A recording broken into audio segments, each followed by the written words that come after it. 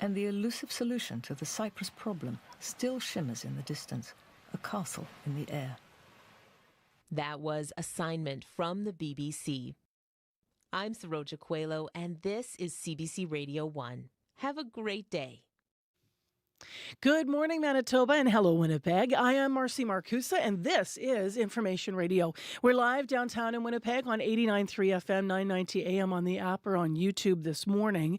And I can tell you that for the day today, we're going to have a mix of sun and cloud in the city and a chance of showers and a high of 18, so a lot cooler. For the remaining divisions to have their first day back at school today, the majority, of course, of students headed back yesterday across Manitoba. Our show's on air till 8:37 a.m. Let's say good morning to the team. Good morning, Chloe Friesen, who is directing the show and will be on air covering the commute. Big good morning to Abby Adiemi behind the controls of the program. Good morning, Abby. Abby will be covering weather on air with us. We'll talk to him in a bit. And good morning to Kevin Nipatebo, who is behind the controls of YouTube this morning, also on our team.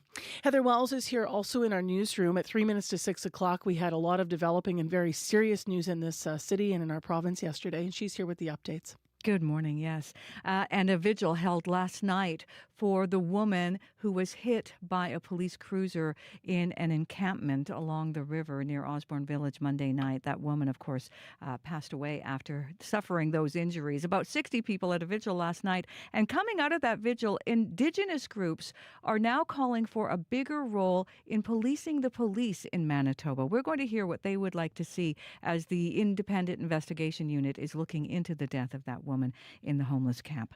One of the biggest events marking Orange Shirt Day in Winnipeg has been cancelled, but organizers hope a last-minute injection of funding could save it. The National Day for Truth and Reconciliation, September 30th, has always seen a healing walk and powwow hosted by the Wasay Healing Center. That organization, though, has had its funding cut, and we're going to hear more from its director in our next local news at 6:30. All right. Thank you, Heather. You're welcome.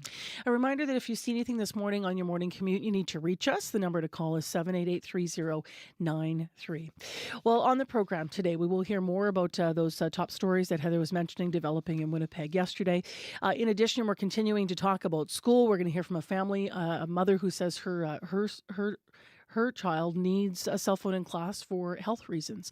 So we're going to hear more about that. We're also going to talk to a rep from Doctors Manitoba today about the nature of doctor's notes. Do we need to reach out to get them or not? So we'll get some clarity on all of that. Right now, though, it's time for World Report. Today on Q. I'm Talia Schlanger sitting in for Tom Power. The famed percussionist Dame Evelyn Glennie has been deaf since she was a child. She'll tell you about her pioneering life in music, her latest record, and why it's her life's mission to teach the world to listen. Listening really is about paying attention. Q, this morning at 10:30 in Newfoundland, and on the CBC Listen app, or wherever you get your podcasts. This is World Report. Good morning. I'm Marcia Young. We can expect to hear more from NDP leader Jagmeet Singh later this morning. He pulled out of the supply and confidence agreement with the Liberals. Singh announced yesterday he's tearing up the deal to support the Liberals in a minority parliament. The Liberals say they didn't see it coming. Tom Perry reports. The Liberals have let people down. They don't deserve another chance. After 2.5 years backing Justin Trudeau, Jagmeet Singh says he's ripping up the deal. The NDP leader posted his announcement online yesterday and will have more to say today, though federal Liberals are already talking. If I'm being honest, I think it's a bit of an odd move. Government House Leader Karina Gould told the CBC's Power and Politics Singh's move took her by surprise. This is about Mr. Singh. This is about his political objectives and his political interests. Gould says the Liberals remain ready to work with all parties in this minority parliament. But Conservative leader Pierre Poilievre, who just last week challenged Singh to scrap his deal with the Liberals, is now urging him to go further and bring down the government. He is going to have to vote on whether he keeps Justin Trudeau's costly government in power or whether he triggers a carbon tax election. Singh says his party will now decide whether to support the government on an issue-by-issue basis. That doesn't mean an election is imminent, though it has to come by next fall, and the political landscape on Parliament Hill is suddenly a lot less stable. Tom Perry, CBC News, Ottawa. Ugandan marathon runner Rebecca Cheptegei has died. Her ex-partner set her on fire. The 33-year-old mother of two had been in hospital receiving treatment. Cheptegei lived and trained in Kenya, and some activists are calling her death the latest in an epidemic of gender-based violence in the country. Anna Cunningham is following the story. It is my sad duty to inform you of the passing of Rebecca Cheptegei. Outside Moi Hospital in the city of Eldoret, Western Kenya, a hospital spokesperson gave more details. We did all that we could for her. She had a severe percentage of burns, which unfortunately led to multi-organ failure. Authorities say the Ugandan who lived in Kenya was attacked as she returned home from church on Sunday. Local police say she'd been heard arguing with a man, reportedly a former boyfriend, outside her home, and he was seen pouring liquid on her before setting her alight. Cheptegei had bought land in Kenya where she built a house to be close to Kenya's athletic training centres. In 2022, she won the World Mountain and Trail Running Championships in Thailand. She finished 44th in the marathon at the Paris Olympics. Outside the hospital, her parents, tearful, described her as a polite child. There are increasing concerns about the rise in gender-based violence targeting female athletes in Kenya. Latest figures by the Kenya National Bureau of Statistics, published in January last year, found that 34% of women in the country have experienced physical violence since the age of 15. The president of Uganda's Olympic Committee says Cheptegei's death was a cowardly and senseless act and the loss of a great athlete. Anna Cunningham, CBC News, London. Georgia State Police say the suspect in yesterday's school shooting was known to them. The 14-year-old student at Appalachia High School shot and killed 4 people at the school. 9 others were injured. Katie Nicholson is watching this story for us in Washington, and she has the details on this alleged shooting of 4 people. Katie, what do we know about the suspect's past interaction with police? Well, yesterday, law enforcement officials confirmed that the 14-year-old was questioned more than a year ago after they received several anonymous tips about online threats to commit a school shooting. There was no specific location or time, and those threats allegedly included photos of guns. Now, police say they did interview the suspect and his father at the time, and the teen denied making the threats, and the father said, yes, they had hunting guns in the house, but his son didn't have any unsupervised access to them.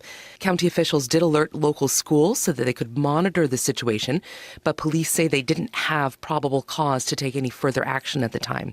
Here's Chris Hosey with the Georgia Bureau of Investigation. There is a lot of evidence that is being recovered and evaluated. We're going through everything to determine if there is any active threats to any schools in this area, this county, and the state of Georgia. And then there are questions around how the 14-year-old managed to get an AR-15 platform-style rifle into the school undetected, and whether there were any other red flags that might have been missed in the lead-up to this shooting. We've also learned more about the victims. What can you tell us about them? Yeah, so the shooter killed 2 fellow students, both also 14. Mason Schermerhorn, whose family said that he loved reading, telling jokes, playing video games, and visiting Disney World. And Christian Angulo, who is described by his sister as sweet and caring. 2 math teachers were also killed, 53-year-old Christina Irami and a 39-year-old Richard Aspinwall, who also served as an assistant football coach and was a father of 2. Thank you, Katie. You're welcome. The CBC's Katie Nicholson in Washington. Police in Munich, Germany say officers exchanged shots with a suspicious person near the Israeli consulate this morning. They say the suspect is dead. The area is close to downtown Munich, near a museum on the city's Nazi-era history. Police say there is no indication anyone else was hurt. Some people in Ontario may notice something different in their convenience store aisles today. Starting this hour, customers can now buy alcohol alongside their packs of gum and chocolate bars. Ithel Musa has more. A lot of people are excited. Terry Aldo is the chair of the Ontario Convenience Stores Association. He says having the ability to sell alcohol will be a major boon for stores like his. Businesses like mine that are struggling are excited to be part of, the potential profits. The expansion of liquor sales outside the province's main liquor retailer fulfills a pledge made by Premier Doug Ford during the 2018 election, and some Ontarians are welcoming it. Let the consumers choose where they want to get their alcohol, and having more options, I think it benefits the public. But there is concern among some about public safety. Karen Littlewood is the president of the Ontario Secondary School Teachers Federation. To have the convenience stores so close to the schools, I'm hoping that those who are working in the convenience stores will do their due diligence. The Ontario government recently announced the closure of 10 supervised drug consumption sites because of their proximity to schools and childcare centres. But Ford says this is different. Last time I checked, the convenience stores don't have needles lying around the front of their stores, and they're well equipped. They've dealt with everything from tobacco to lottery tickets, now beer and wine, and they're going to be very responsible. Licensed convenience stores in Ontario will only be allowed to sell alcohol from 7 a.m. to 11 p.m. Idil Musa, CBC News, Toronto. It's opening day at the Toronto International Film Festival. The festival typically boasts a star-studded lineup of films, iconic directors, and, of course, movie stars. But as Eli Glasner tells us, this year, some of the biggest red carpet moments might not come from Hollywood. At the 49th Toronto International Film Festival, some of the biggest red carpet moments might come from musicians. To celebrate a new documentary about the Tragically Hip, the festival is hosting a sing-along with Choir. Elton John is also expected to be in Toronto, as is Pharrell Williams, for his Lego-themed documentary. Yes, Lego. Just be open. And Bruce Springsteen for Road Diary, a look at the boss and his band. Well, competition with the Venice and Telluride film festivals has seen TIFF lose a few premieres. There's no lack of star power heading to Toronto. From Megalopolis. Don't let the now destroy the forever. Francis Ford Coppola's audacious film starring Adam Driver. Baby Girl, a steamy romance featuring Nicole Kidman. That's your fam. The Piano Lesson starring Samuel L. Jackson, directed by Denzel Washington's son, Malcolm. Or how about The Substance? Have you ever dreamt of a better version of yourself? Where Demi Moore throws herself into a squeamish new thriller about body image. With both the Hollywood strikes and pandemic finally in the rear view, industry watchers will be waiting to see if TIFF can deliver on the kind of buzz that first put the festival on the map. Eli Glasner, CBC News, Toronto. And that is the latest national and international news from World Report News Anytime at cbcnews.ca. I'm Marcia Young.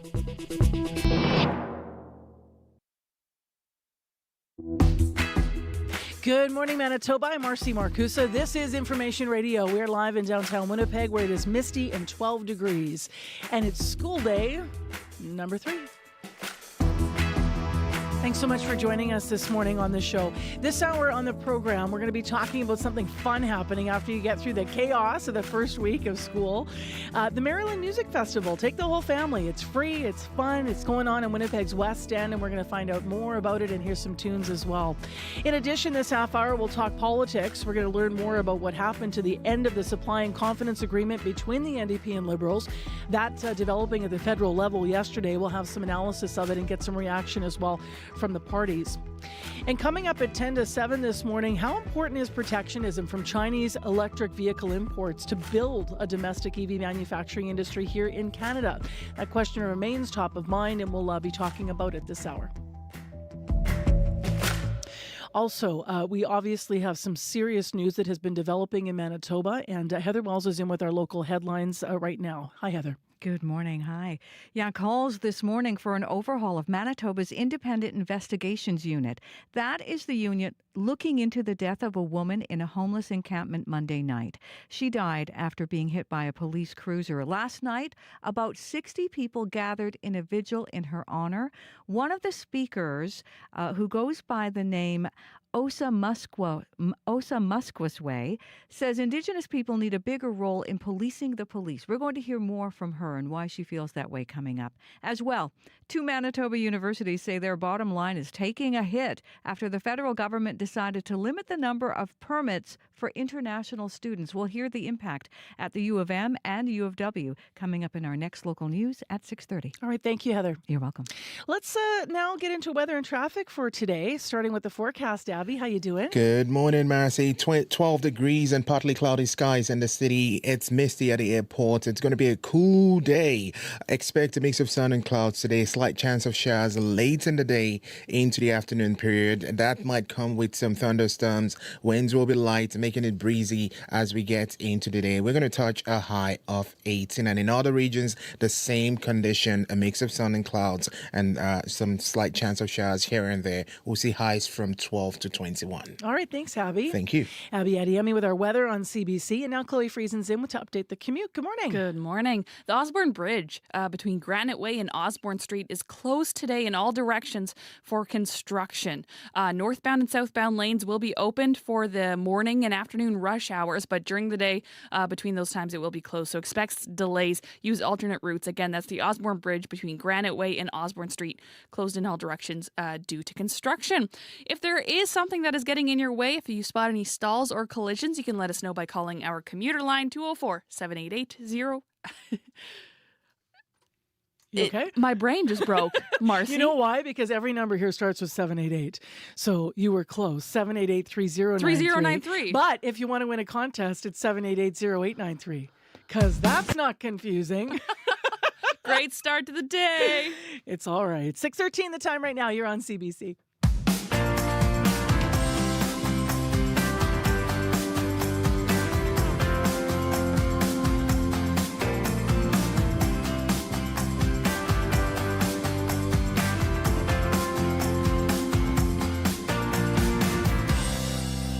Poor Chloe, I left her hanging too. You know why? Because I was looking at your comments on Facebook. We asked you yesterday for advice for back to school for the students, and a whole bunch of new comments came in overnight. And so we'll share some of those as back to school week continues.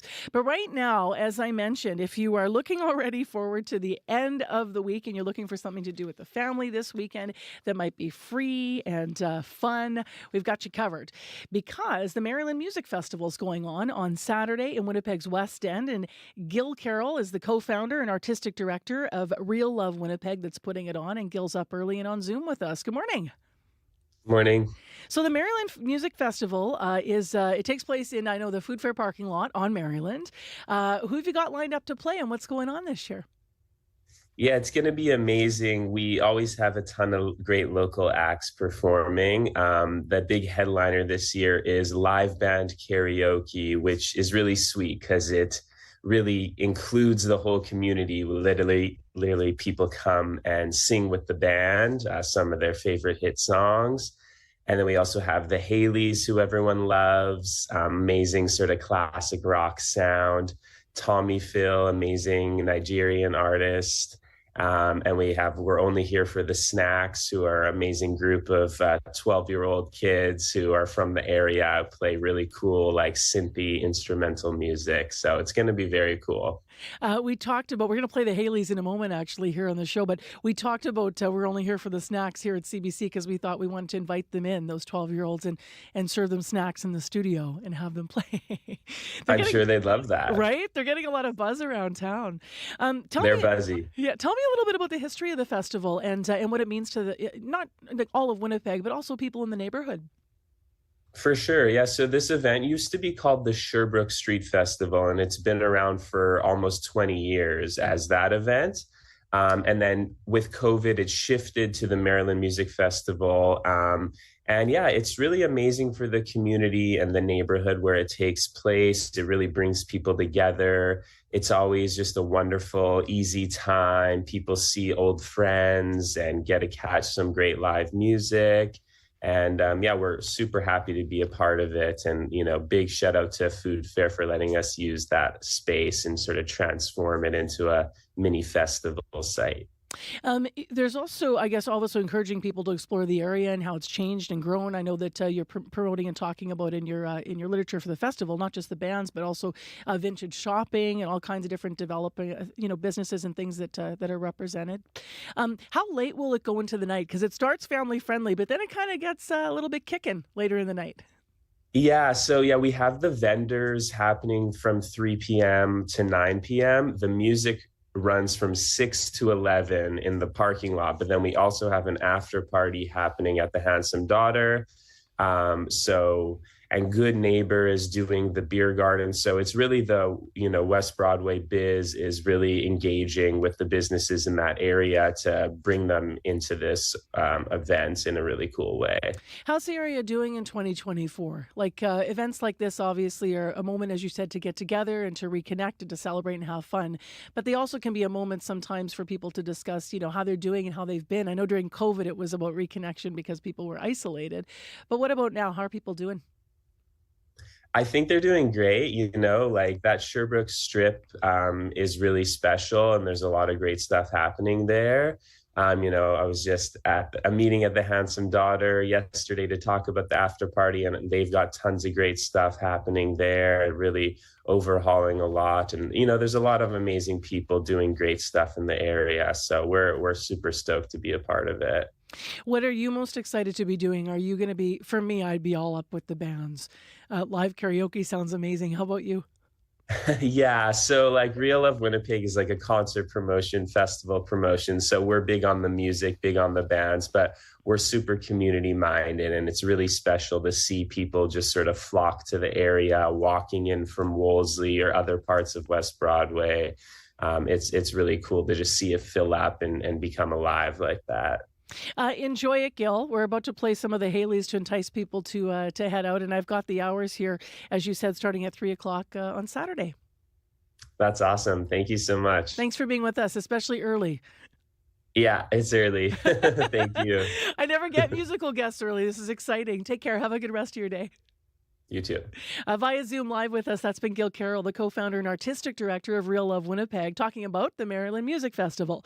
So it is on Saturday, Food Fair parking lot in Maryland in the West End. Music starts at 6, though the Vintage Market and the gathering starts at 3 o'clock in the afternoon. It is all free. Now, the Haleys are on the lineup, as we've been mentioning, and here they are this morning with Feeling.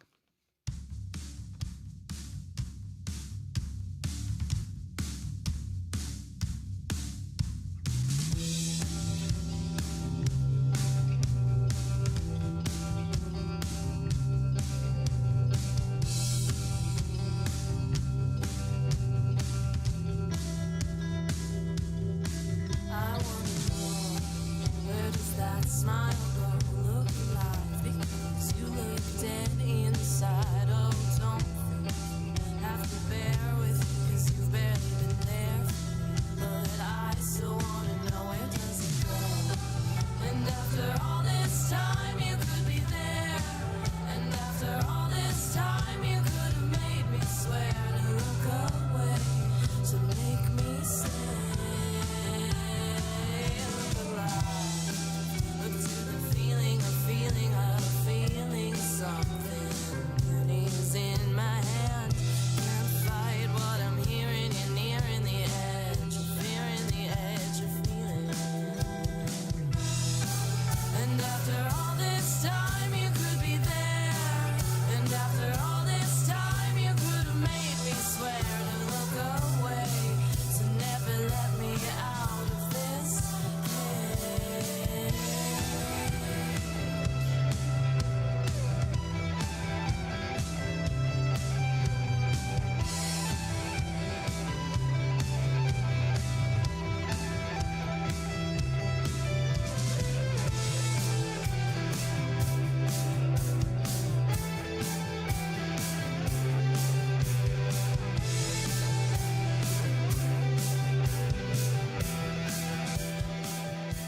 So the Haleys, check them out at the Maryland Festival happening, Music Fest happening on Saturday in Winnipeg's West End.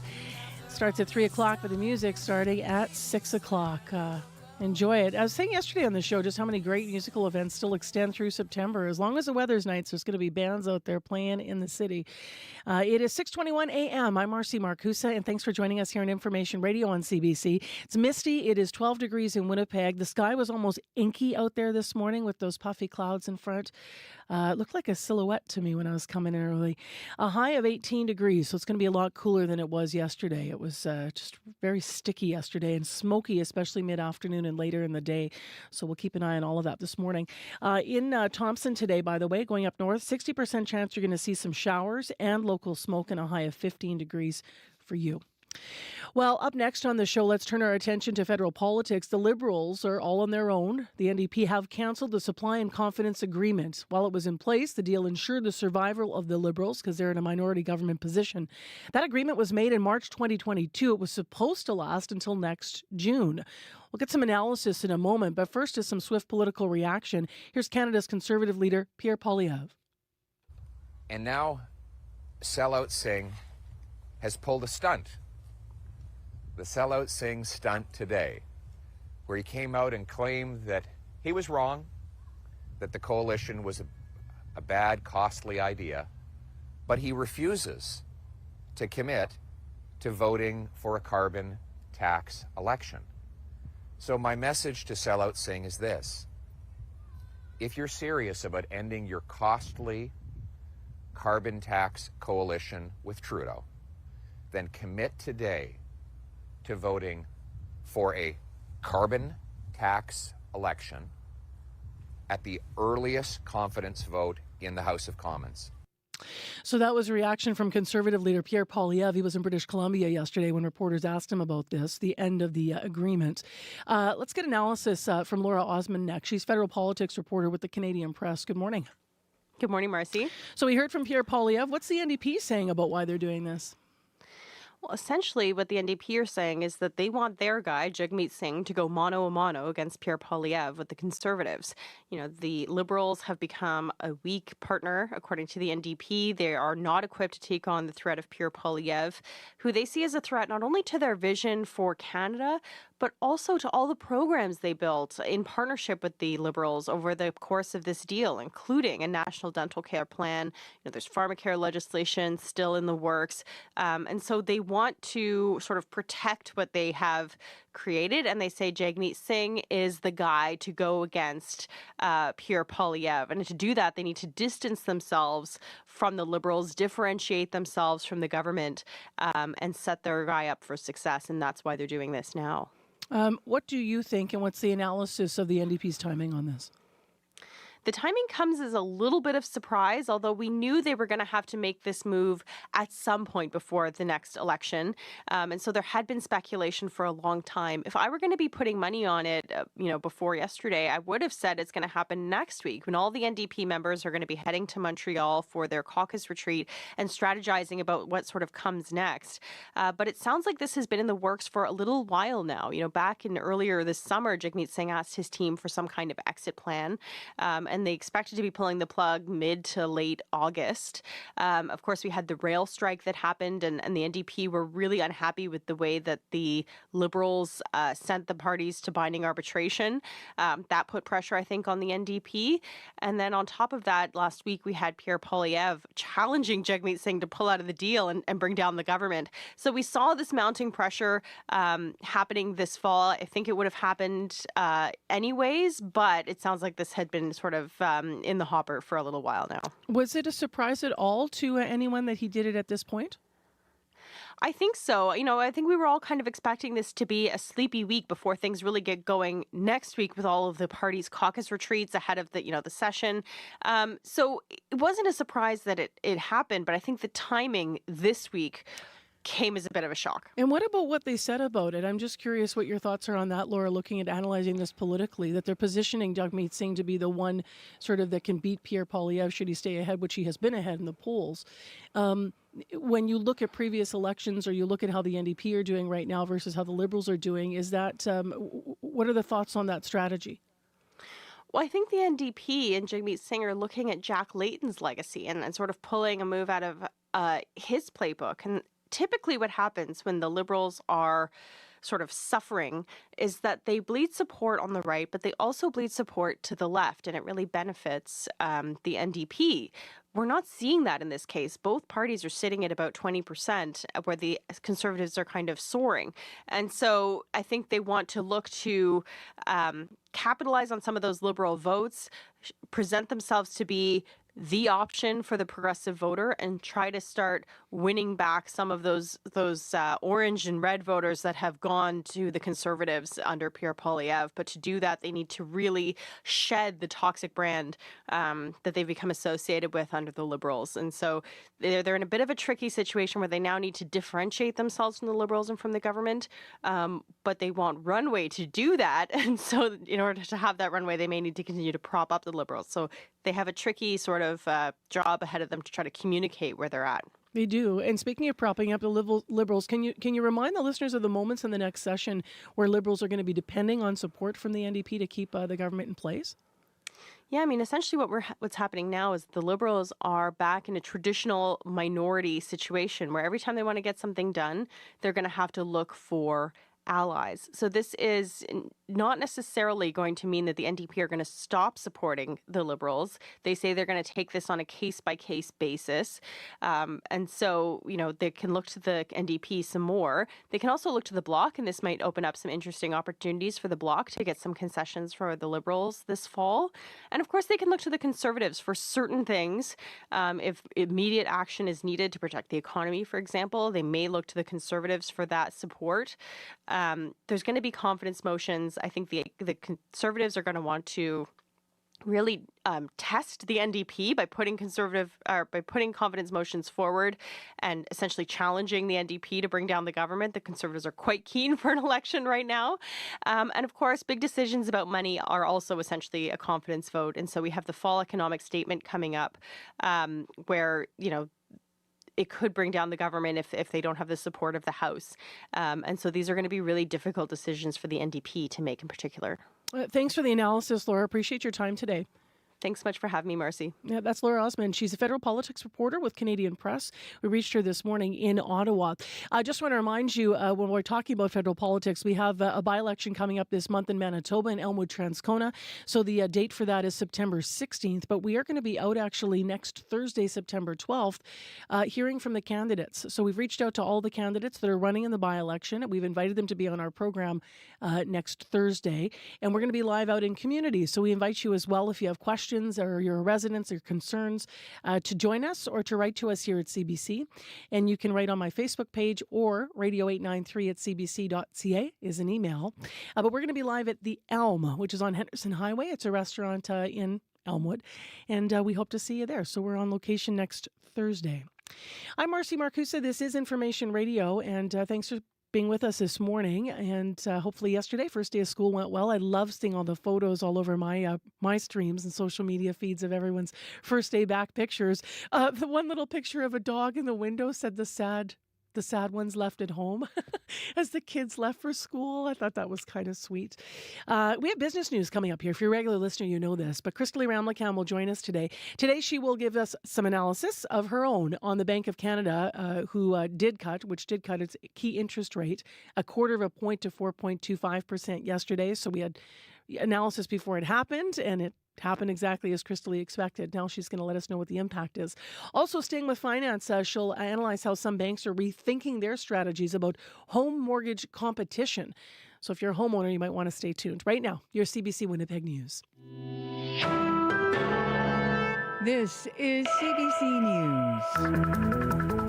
Good morning. I'm Heather Wells in Winnipeg. At 6:30, it is 13 degrees. It's going to be a cool one in Winnipeg. A high today of just 18. Cool again tomorrow, but we will warm up again for the weekend. Indigenous groups say they need a bigger role policing the police in Manitoba. About 60 people gathered at a vigil last night in Fort Rouge. They were there to honor the death of a woman who had been hit by a police cruiser in a homeless encampment Monday night. The province's independent investigation unit has taken over this investigation. Ceremony sister Vanessa Gamblin, who goes by Osa Musquasway, spoke after the vigil and is calling for an overhaul of the IIU. When the systems are being applied for Indigenous people, they're still designed by colonization practices. So to me, you're colluding with colonization. And when you're speaking for a sister such as Tammy, a sister we know very well, that is not our ways. That is not our sovereign ways. That's not our treaty ways. That is not the way our Mother Earth speaks. Gamblin wants the IIU to have an Indigenous Advisory Council, to employ Indigenous investigators, and to have final reports be subject to an Indigenous-led external audit. Ottawa's decision to limit the number of new international students is coming at a cost. Two Manitoba universities say they are feeling the effect on their bottom line. CBC's Ian Fraze reports. Manitoba's biggest universities and colleges are seeing fewer international students. The University of Manitoba is counting 500 fewer first-year students compared to last year. The University of Winnipeg is down around 120 students, and Red River College Polytechnic is projecting an 8% drop compared to last fall. The slumping enrollment is a direct result of the feds cutting back on permits. The Liberal government argued some private colleges were accepting more international students than they could handle, and it said the rising number of students was putting pressure on housing. In Manitoba, universities are bracing for a drop in revenue. The U of M is projecting a loss of $7 to $8 million this year, while at the U of W, the loss will be around $4 million. Ian Fraze, CBC News, Winnipeg. One of the biggest events marking Orange Shirt Day in Winnipeg has been cancelled, but organizers hope a last-minute injection of funding could still save it. The National Day for Truth and Reconciliation is recognized September 30th. In previous years, a healing walk and powwow has been hosted by Wasay Healing Centre. But the organization that helps residential school survivors and their families says the federal government has discontinued funding for all Wasay's programs.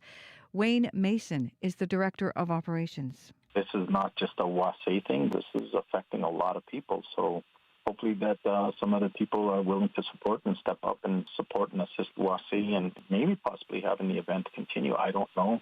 CBC has reached out to Health Canada for a response. NDP leader Jagmeet Singh has a news conference set for later this morning to discuss his decision to pull the New Democrats out of its supply and confidence agreement with the minority Liberals. It means any time before the fall of next year, the NDP could trigger a federal election. But party officials say the end of the deal doesn't necessarily mean an election is looming.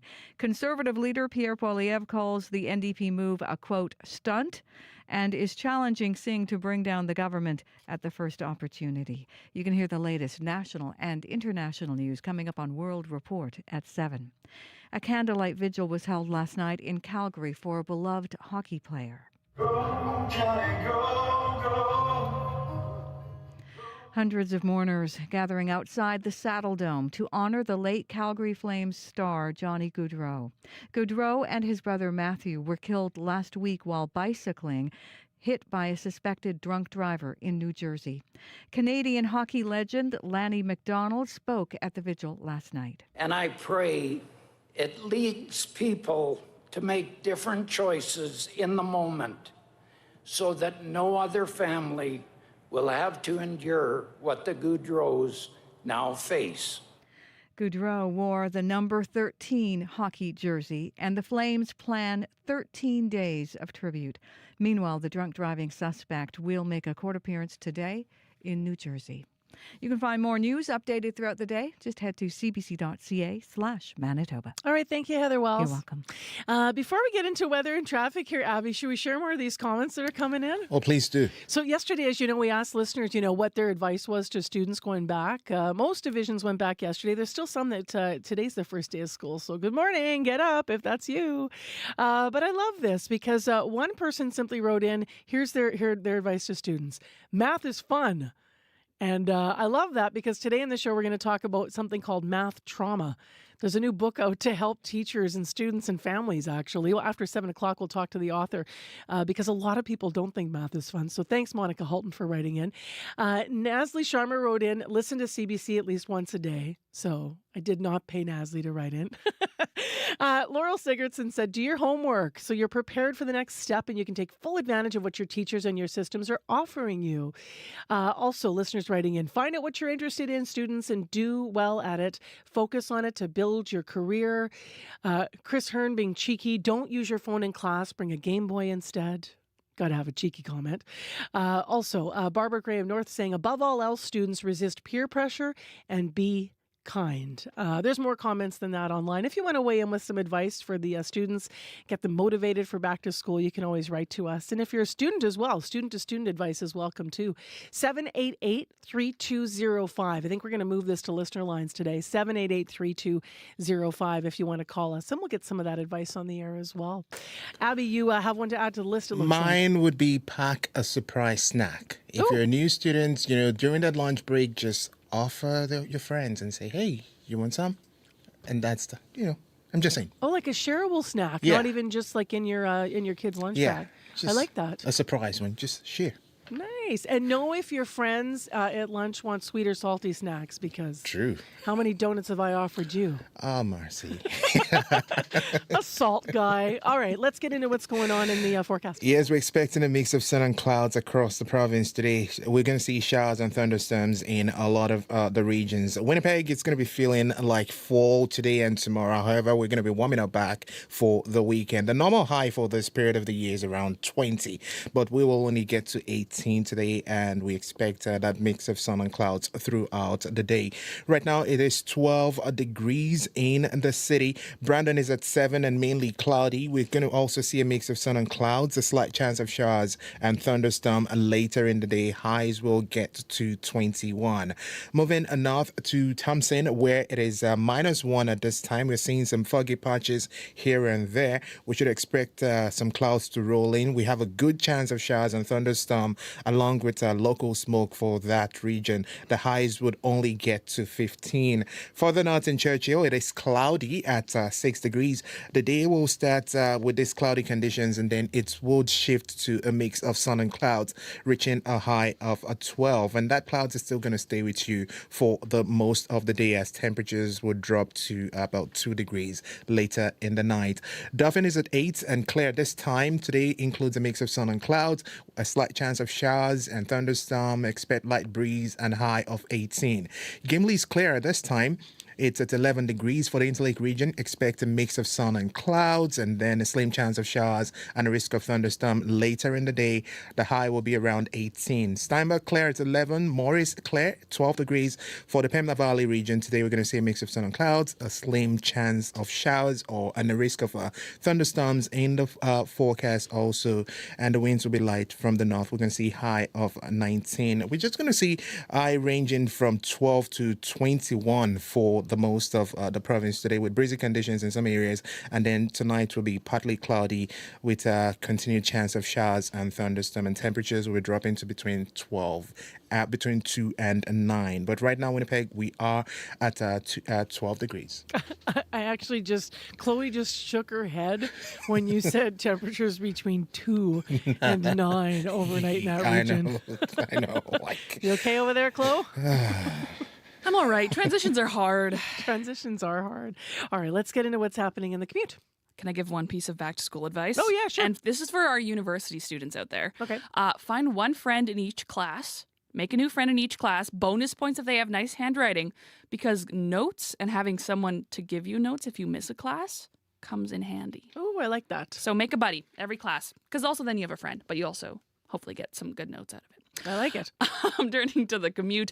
Osborne Bridge is closed between Granite Way and Osborne Street today in all directions due to construction. Northbound and southbound lanes are going to be opened, however, for the morning and afternoon rush hours, but still expect delays. Use alternate routes if you can. And if you're seeing anything out there that is getting in your way on your commute this morning, you can give me a call at 204-788-3093. All right, thank you, Chloe. Now let's turn our attention to Christy Ramlakan, who has been waiting patiently on Zoom for us to talk business news. Good morning to you. Hi, good morning, Marcy. So the Bank of Canada has cut its key interest rate a quarter of a point, as you suspected they would, to 4.25%. That happened during the show yesterday, later in the show. Do we think that we could see bigger cuts in the future? Did you glean anything from what we heard yesterday about that? Well, Governor Tiff Macklem says the bank may adjust the pace of interest rate cuts if warranted. He says if the economy and inflation are significantly weaker than expected, it could be appropriate to take a bigger step than the 25 basis points, which we've seen, the last 3 cuts here. Now, the economy did grow at a faster pace than expected in the second quarter, but preliminary data points to weak activity in June and July. For more on this, here's Avery Schenfeld, who is the chief economist at CIBC. From our perspective, we don't really see a lot of worry about inflation from here, particularly since if you strip out mortgage interest costs, which are really the impact of high interest rates on mortgage borrowers, inflation has been running below 2% for the past year. So the reality is that inflation has eased off, and the greater worry right now is that the job market is weakening and that we need more support from lower interest rates. So the bank's next interest rate announcement is scheduled for October 23rd. Forecasters anticipate a rate cut then, and then also another rate cut in December. Now let's stay with finance, because your next story actually is about how some banks are rethinking their strategies amid intense competition. Strategies amid, intense competition about home mortgage rates and in the first place. So in what way? Yeah, so some Canadian banks say they're starting to question how aggressively they go after mortgage customers, like you were saying, amid intense competition. So at a summit this week, the chief executive of RBC said the bank is being more careful when making mortgage offers that don't meet its threshold rate of return. And this hesitance comes as elevated interest rates have led to a slowdown in the housing market and slower growth in mortgages as well. And that means that banks have to compete harder for business. Now, while he lamented the thinning margins, he said the bank will go aggressively for the right clients who hold multiple products at the bank. And it seems Scotiabank may be on the same page. It has reduced the number of clients who only have a mortgage with the bank by around 14% over the past year and a half. And its chief executive said the bank is looking for customers with multiple products as well. And the focus means that the bank won't be fighting as hard for a single customer shopping for the best mortgage rate. And, more people could be facing these changing strategies from the banks if the mortgage market picks up as rates go down. And finally, this morning, some businesses are already pushing their Halloween costumes. Yes, I went to the mall this past weekend, and I already saw one of those Halloween stores open. And so the Chipotle and Spirit Halloween, well, they're launching a costume collection. So that's of bodysuits meant to resemble a Chipotle napkin, fork, water cup, burrito, and even to-go bag. So the fast casual chain is building off a running online joke. For the past 2 years, it's posted fake costumes on its Instagram, and now I guess they're real. Now, Chipotle, of course, not the first brand to do this. Earlier this year, Burt's Bees and Hidden Valley Ranch sold a set of lip balms that taste like a basket of chicken wings. And that originally started out as an April Fool's joke. Now, of course, these gag products are not meant to make a ton of money. Mostly they're clever marketing ploys meant to garner social media attention and build the brand. And, Chipotle's kind of cheeky. They've done this before. In 2022, it launched a lemonade-scented candle that looks like a water cup, poking fun at customers who fill up complimentary water cups with lemonade instead at the restaurant. I gotta say, though, for those people that really love Halloween and go all out with some really intricate costumes, you kind of need to start this early depending on what you're sewing, I guess. Maybe yes, a napkin with a fork and a this and a that. What's happening in the market so far? In Europe, stocks are mixed, continuing a negative run after closing last week at a record high. Germany is up, the UK is up, France is down. In Asia, markets are mixed. Japan is down, Shanghai is up, Hong Kong is down. Oil is up 33 cents to 69.53 US per barrel. Gold is up 20.70 to $2,546.50 US per ounce. And the dollar is just slightly down 0.02 of a cent to 74 cents US. All right, Crystal Ramlakan, thank you. Okay, thanks, Marcy. That's Crystal Ramlakan with business news.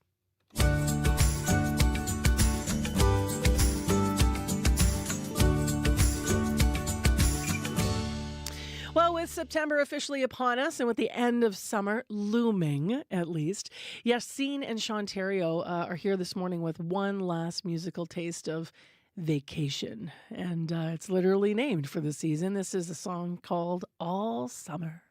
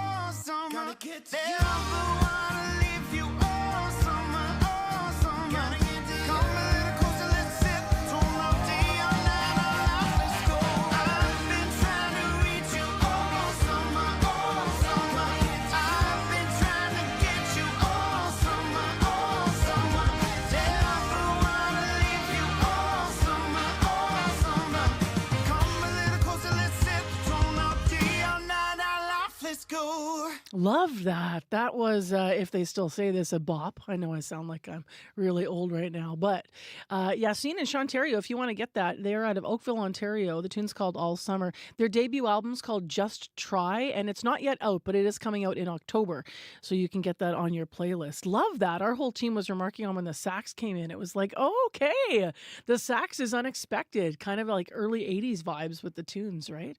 It is at 10 to 7 right now on 89.3 FM, 990 AM on the app or YouTube. Thank you so much for joining us this morning. It is school day number 3 on the cycle, and if today's your first day back, it's going to be cooler, at least in Winnipeg, than yesterday, boy. High of 18 is where we're headed. We're misty and 12 right now in the city. In Brandon, it's mainly clear at 7 degrees. And up in Thompson, there's fog patches, and the current temperature is -1.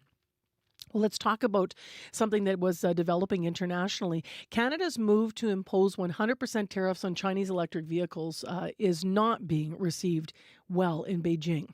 This week, China announced its plans to start an anti-dumping investigation into canola imports from Canada. The Chinese say the Canadian position on EVs is unilateral and discriminatory. However, standing firm, Ottawa says that high tariffs are essential to protecting jobs and the future of the auto sector in this country. Now, to talk about Canada's position, we have with us this morning Max Fawcett. He is lead columnist with the news site Canada's National Observer. Good morning. Good morning, Marcy. So what's your take on China's reaction to this?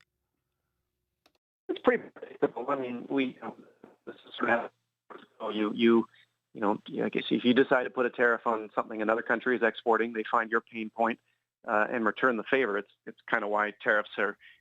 We had a consensus until Donald Trump came along that they were not a particularly good idea. The Canadian canola farmers are dumping canola cheaply into China. It doesn't make any sense. They want to obviously make as much money as possible, but that. We're having serious challenges with Max's phone line here, so let's hang up and call him back, Chloe, and then we'll see how we do with that. We'll try to reach Max Fawcett. Apologies for the audio issues with the line there. It is 8 minutes to 7 o'clock. Why don't I read a little bit more weather here, get into some more details. I gave the current temperatures, but here's your daytime highs beyond Winnipeg's 18. Brandon's expecting sun and cloud today. You do have a risk of a thunderstorm and a high of 21. And in Thompson, increasing cloud, good chance of showers, and a risk of a thunderstorm for you as well. You're high 15. Boy, we're talking about the mist here, but now that shot's come up on YouTube, if you're watching this morning or out and about, it is actually really misty. Almost looks like fog taking over the tops of the buildings in downtown Winnipeg. So you'll have to bring some layers today with you if you're heading out into the weather. 788-3093 is where you can reach us if you have any issues on the commute this morning. And I do believe we now have Max Fawcett back with us on the line. Hi, Max. Hopefully this line's a little better. Yes, let's hope. Let's try again. Great. We lost your first word there. Can you tell us what you had a first word when I asked you for China's reaction to Canadian tariffs? You said you think it's, and I couldn't make it unsurprising. Okay, unsurprising. We did catch your analysis though after that we caught some of your analysis after. So I just want to move to what you think North American automakers could be doing themselves to compete against Chinese companies making EVs. Well, they could be trying, and as we've seen with a lot of announcements about delays to new models, new electric vehicles, they keep kind of pushing away the electric future that they all say is out there for them, and they're sticking to the models that make them the most money. The SUVs, the pickup trucks. These are the cars and vehicles that they know how to make and know how to make profitably. Electric vehicles are different. They're new. There's a learning curve. And it's a learning curve that China is way, way in front of us on. And so, that's the challenge right now is we have these cars in China that are, quite frankly, better than the ones that we're making in North America. And the North American automakers don't particularly want to try to compete with them. That's what the tariffs do. The tariffs buy them time to sort of avoid the competition. And that may be good in the short term. It's not good in the long term, especially for people who actually want to drive these affordable electric vehicles. So when Ottawa says that the tariffs on Chinese EVs, steel and aluminum are justified to protect jobs and the future of the Canadian EV industry, what is your thought on that positioning?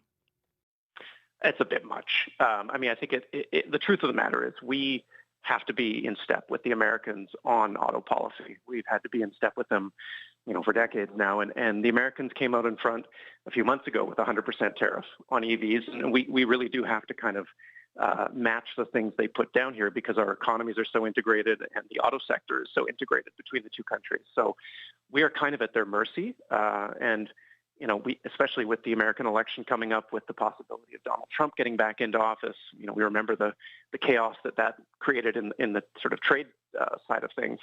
We really can't afford to have a lot of daylight there. So I think that is what is animating the federal government's decision here. They're just sort of putting a fig leaf on it by saying that it's about protecting jobs and, protecting the economy. What are you going to be watching for in the next weeks or months on this story then? Honestly, I'll be watching the election. If we get Donald Trump back into office, I think this tariff war is going to increase. It's going to get worse. And the prospect of Canadian consumers being able to buy these affordable electric vehicles is going to recede even further into the distance, unfortunately. If Kamala Harris wins, I think we could see a ratcheting down of tensions, and we could see something similar to what happened in the 1980s, where automakers set up in North America, they do joint ventures, and they learn from each other and kind of bring the best of both worlds to the fore. So I do think there's a world in which we can be driving a $25,000 electric vehicle in the near future. But unfortunately, we need the politics to cooperate with that. Thanks for your analysis today. Appreciate it. Yeah, sorry for the technical difficulties. No worries. Phone lines are like that. It's a challenging time. Ironically, right? In the most faucet age in the world, and our phone lines are iffy. No kidding. Yeah, no take kidding. care. Thank you. Okay, bye. Max Fawcett with us this morning, lead columnist with the news site Canada's National Observer. National and international news, by the way, coming up here on CBC in 3 minutes' time. Right now, let's go to local headlines with Heather Wells. Good morning. Well, about 60 people gathered at a vigil last night in Fort Rouge. They were there to honor the death of a woman who had been hit by a police cruiser in a homeless encampment Monday night. The province's independent investigation unit has taken over that investigation. Last night, ceremony sister Vanessa Gamblin, who goes by Osa Musquasway, is calling for an overhaul of the IIU. She wants to see more Indigenous involvement. We'll hear more from her coming up.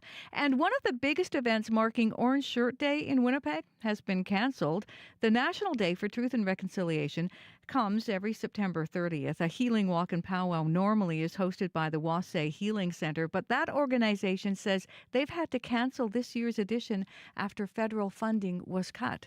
We'll hear more coming up in our next local news at 7:30. All right, thank you, Heather. You're welcome. I also want to mention, if you want to go to our website this morning, you're going to read analysis of the vigil, but also what happened yesterday when a woman was hit after a driver rammed through Portage and Main and through the protests. So you can read more analysis of what happened there and also how people are reacting to it this morning. It's 2 minutes to 7, and this morning it's 12 and misty in Winnipeg. We do have a stall on our commute, southbound St. Mary's at River Road and Vista. The stall's in the curb lane. It's right by the bus stop there. So that is called in by Jill. Thanks for calling. Southbound St. Mary's at River Road and Vista. In the next hour of Information Radio, with the new school year underway, we're going to talk to someone who is going to help teachers support students in building a better relationship with math. She's going to talk about a new book called Math Therapy, but also about why we feel so insecure and sometimes even shamed if we feel like we're not great at math. She says she failed grade 11 math twice and it was the best thing that ever happened to her. So we're going to hear why she says all of that. In addition, at 7:40, with back to school, we know the cell phone ban is brand new. It's being implemented in our schools. So we're going to find out a little bit about how it went. We'll talk to a mom who says her 13-year-old son relies on his cell phone in class to help regulate his ADHD symptoms. So we're going to hear the story from that family.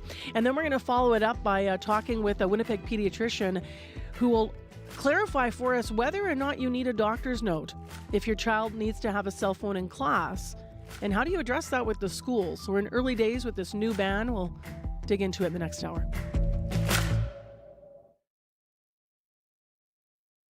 On The Current. What I'm most excited about is how AI can help advance other sciences. The Montreal computer scientist Joshua Bengio has been a pioneer of artificial intelligence. Now he's worried about where AI is headed and even its potential to wipe out the human race. Joshua Bengio coming up on a special edition of The Current from Montreal. The Current with Matt Galloway. This morning at 8:37, 9:07 in Newfoundland, and on the CBC Listen app. This is World Report. Good morning. I'm Marcia Young. We will hear from NDP leader Jagmeet Singh this morning and what led to his decision to withdraw from his party's supply and confidence agreement with the Trudeau government. Singh made the announcement yesterday. Olivia Stefanovic is watching it all for us. And Olivia, what do we expect today? Well, Singh is expected to explain his decision to Canadians today. He's scheduled to take questions from reporters for the first time later this morning in Toronto. Neither Singh or any of his MPs were made available yesterday. And this was a strategic move by New Democrats to keep their message focused, keeping all eyes and ears on a pre-recorded video of Singh that was posted online, announcing he's ripping up the supply and confidence agreement with the Liberals. The fact is, the Liberals are too weak, too selfish, and too beholden to corporate interests to fight for people. Now, despite his pointed criticism at the Liberals, Singh is leaving the door open for the NDP to continue supporting the federal government. But that will be decided on a case-by-case basis. NDP President Mary Shortall spoke to CBC's Power and Politics last night. And I believe very firmly that that decision, when Jagmeet and the NDP caucus are voting, will be based on what's good for Canadians.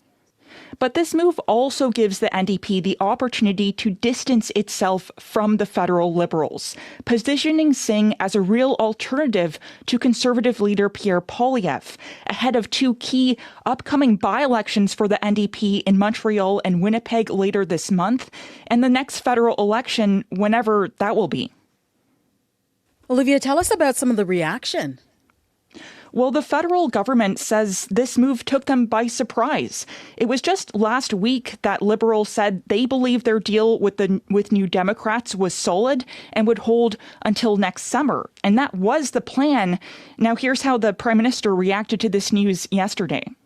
I am not focused on politics. I'll let other parties focus on politics.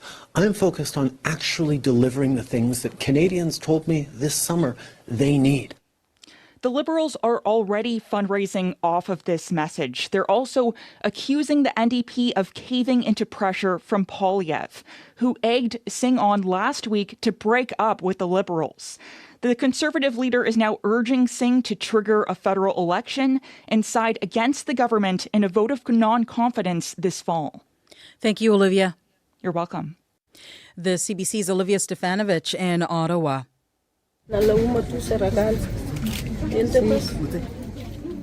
Rebecca Cheptege's family speaking to reporters. The Ugandan marathon runner is dead.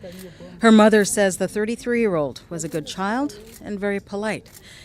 Cheptege died on Sunday. She had been attacked by a man who is said to be an ex-boyfriend. He threw gasoline on the mother of two and lit her on fire. Hospital staff say Cheptege had burns on about 80% of her body. Cheptege lived and trained in Kenya. She recently competed in the Paris Games. Some activists say her death is the latest in an epidemic of gender-based violence in Kenya. She's the third Olympic athlete to be killed by a partner in the country in the last 3 years. In India.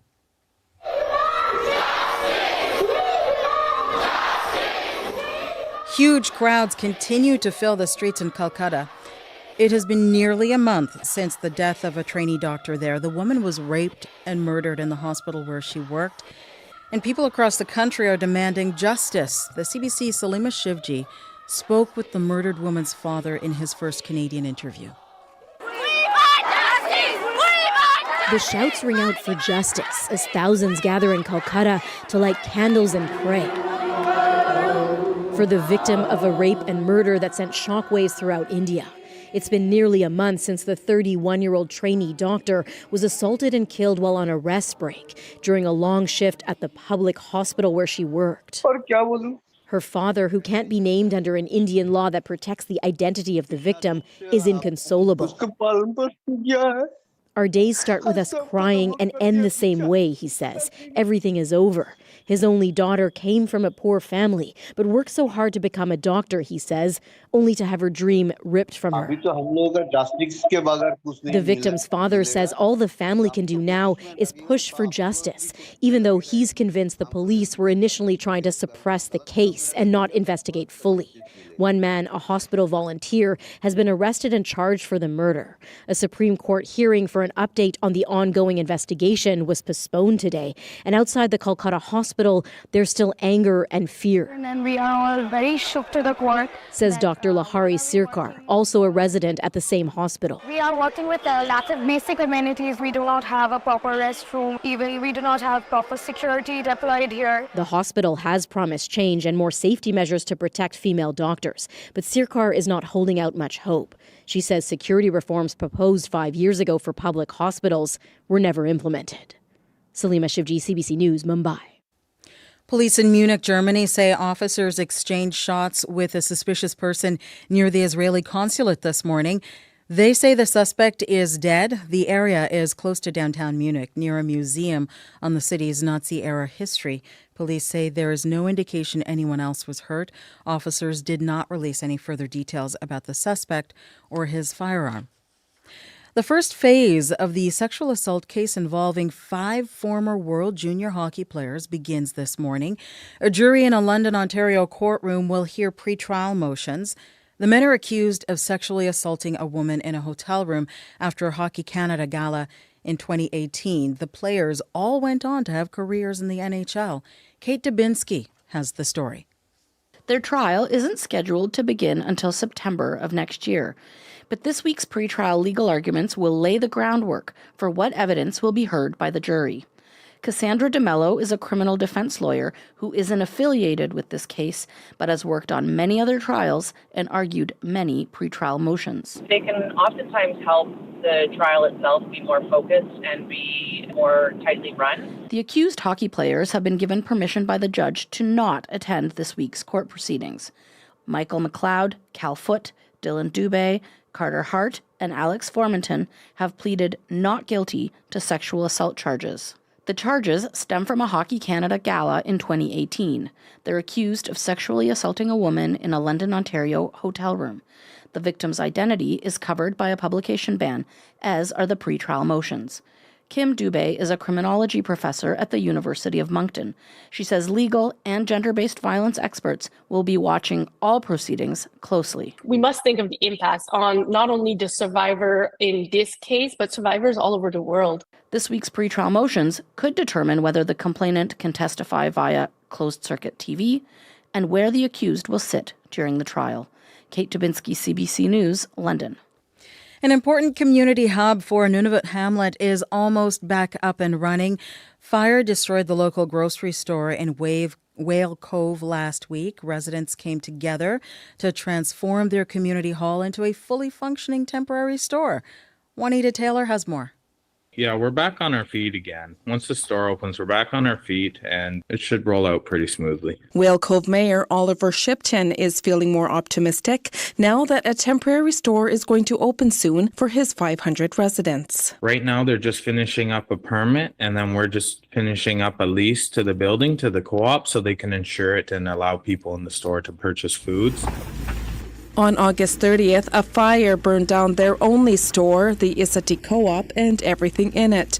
Arctic Cooperative's website describes local co-ops as independently owned and controlled by its community members. Stanley Adjuk is chair. Any idea the dollar value of how much was lost in that fire?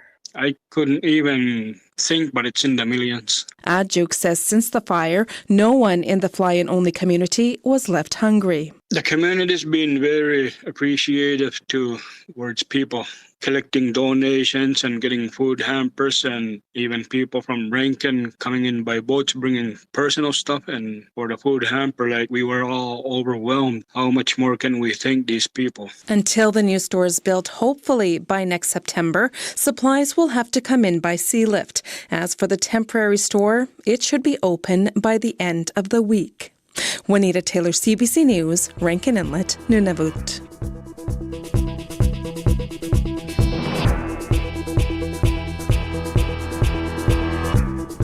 And that is the latest national and international news from World Report. News anytime at cbcnews.ca. You can listen live to us every morning on the CBC News app. Just tap on the local icon. I'm Marcia Young.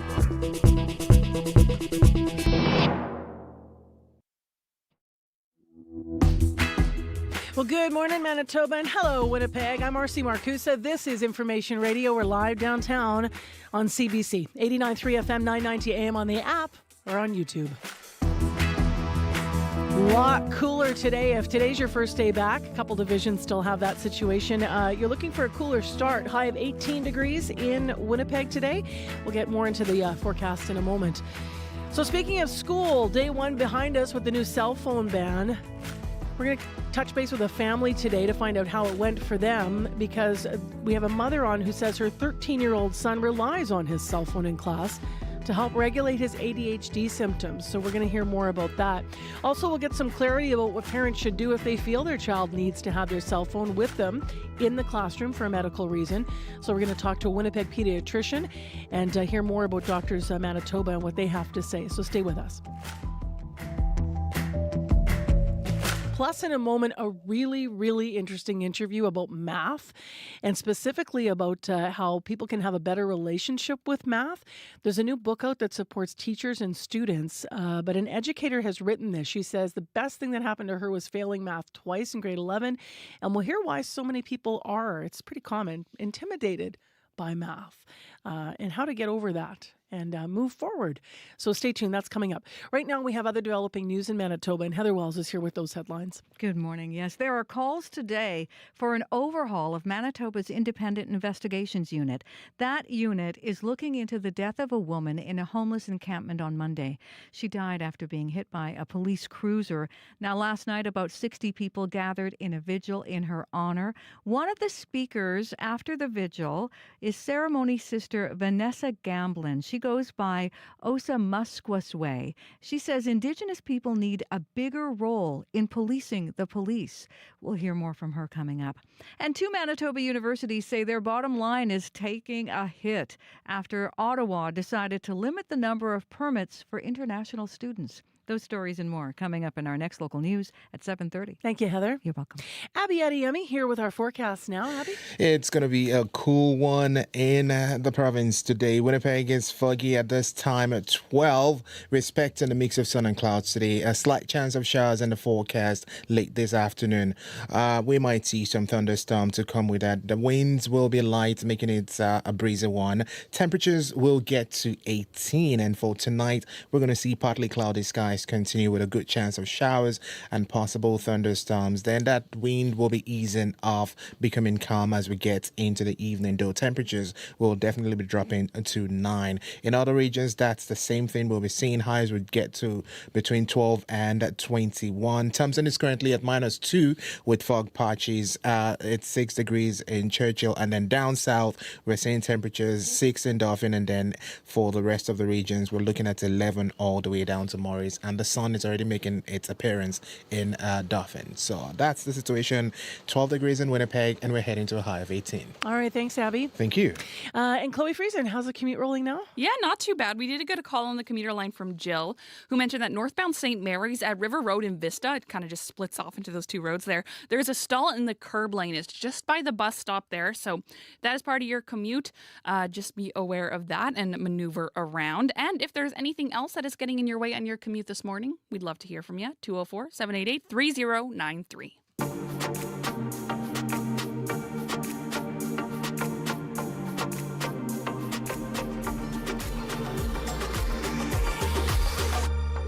Well, students are back in class. Today, the remaining divisions of the some 40 plus we have across Manitoba will see students return to school. Students in the city's largest division, the Winnipeg division, went back yesterday for day one. And our next guest has a message, as I mentioned, for any kid who's ever struggled with math. Vanessa Vicaria says she failed grade 11 math twice. She swears it was the best thing that ever happened to her. And she's written a book for teachers to help them support students in building a better relationship with arithmetic, as I've been mentioning. So the book is called Math Therapy, 5 Steps to Help Your Students Overcome Math Trauma, she says, and build a better relationship with math. I spoke with her via Zoom. Hi. So what made you decide to write a book for teachers? Well, I have to say, it was a teacher that completely changed my life. So as you know, I failed grade 11 math twice, and I was always told I just wasn't a math person, and I believed that.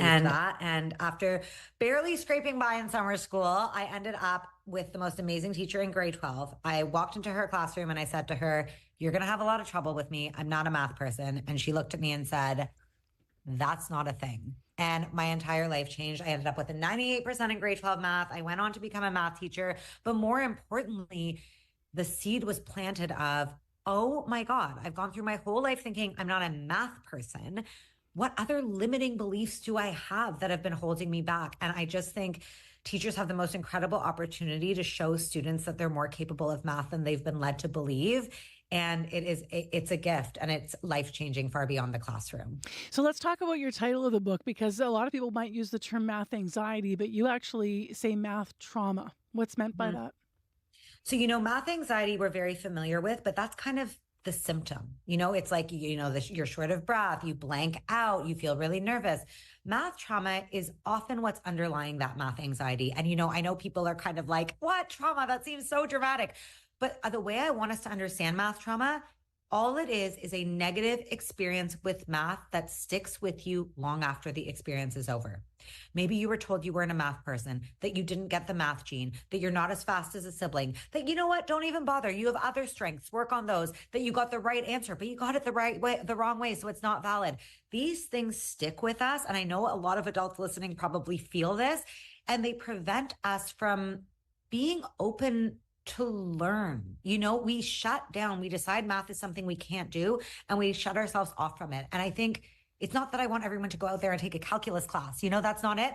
I want all of us roaming the earth thinking, you know what? Of course I can do math. I'm doing math already every day. It's a capacity thing. It's about limiting beliefs and not thinking we are born at a deficit when it comes to math, because that is simply untrue. It's so interesting too, because there's just something about arithmetic that also somehow socially defines what's being quote unquote smart is. And somehow that then can be used against you, right? Like I think a lot of people feel embarrassed.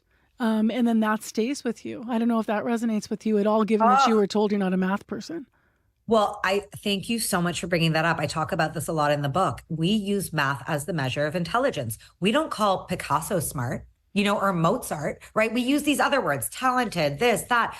It's always math that makes you smart. So what happens is we build up this shame around it. And I'm really glad you brought it up, because to me, it's not about the math.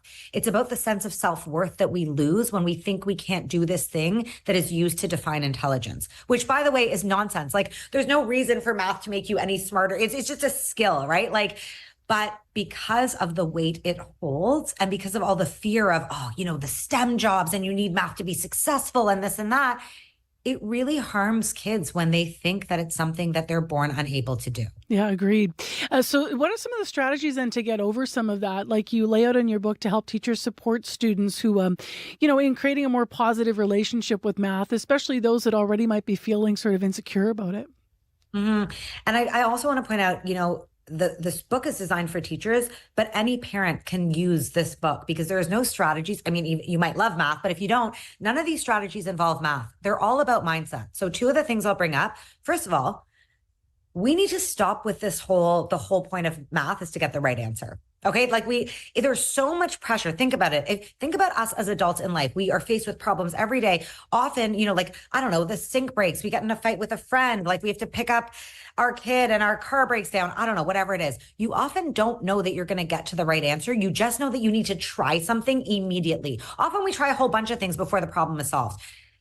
The coolest thing you can do is, if a kid brings home a test and they get the wrong answer, or if you're a teacher and a kid is not getting the right answer, stop and say, okay, you're not on track to get the right answer, but I love the way you're thinking right now. I've never seen anyone think like that. Can you explain to me what the thought process is? Or to say, okay, you've made this really interesting mistake. I actually would love for you to explain how you made that mistake. I've never seen anything like it. That allows kids to embrace one of the key things in math. You're going to get the wrong answer more than you're going to get the right answer. So you've got to feel confident enough to say, I might get the answer wrong, but the process is what I'm really interested in. And so I think emphasizing that thinking is more important than getting the right answer is the first thing. Number two, and I'll say this quick, Brain science, we think 90,000 thoughts a day and only 10% of them are conscious thoughts. That means 81,000 thoughts are from the day before. So if you're sitting there thinking, I'm bad at math, I suck at math, I can't do math, there's no point in trying, you can't learn. So one of the most important things parents and teachers can do is help kids befriend those thoughts, identify those thoughts, and rewire those thoughts. So next time they think, this is too hard, I can't do it. Instead, what about thinking, this is so hard, but I've done hard things before. And that mindset piece is so, so important and something that all of us can start focusing on.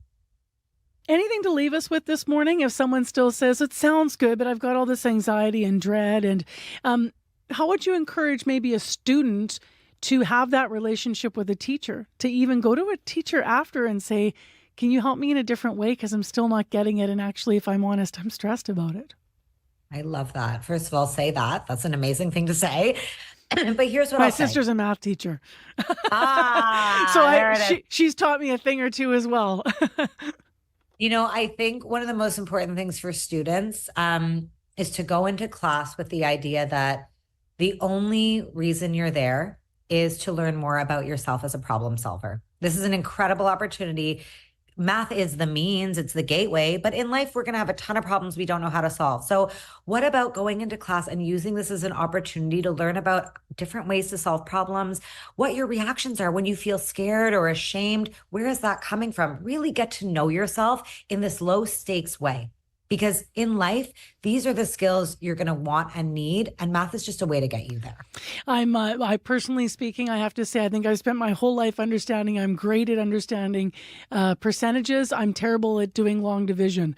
And I'm like, how can I get around a math problem using the skill that I'm good at and maybe trying to avoid the one I'm not as strong at? But that is a skill. It's worked. That's amazing. And that, first of all, no one needs long division. I'm just going to say that publicly. But not in 2024. Yeah.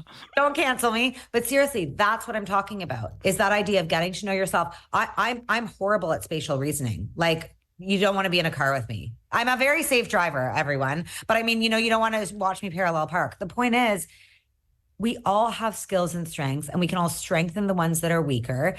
But we also get to choose what we focus on. And we need to celebrate all the ways that we're good at math, not just the narrowly defined ones like arithmetic and algebra and speed. We're all doing math every single day. Embrace that and just realize that there's no such thing as a math person. Thank you very much, Vanessa. Appreciate it. And good luck with your book and with the school year.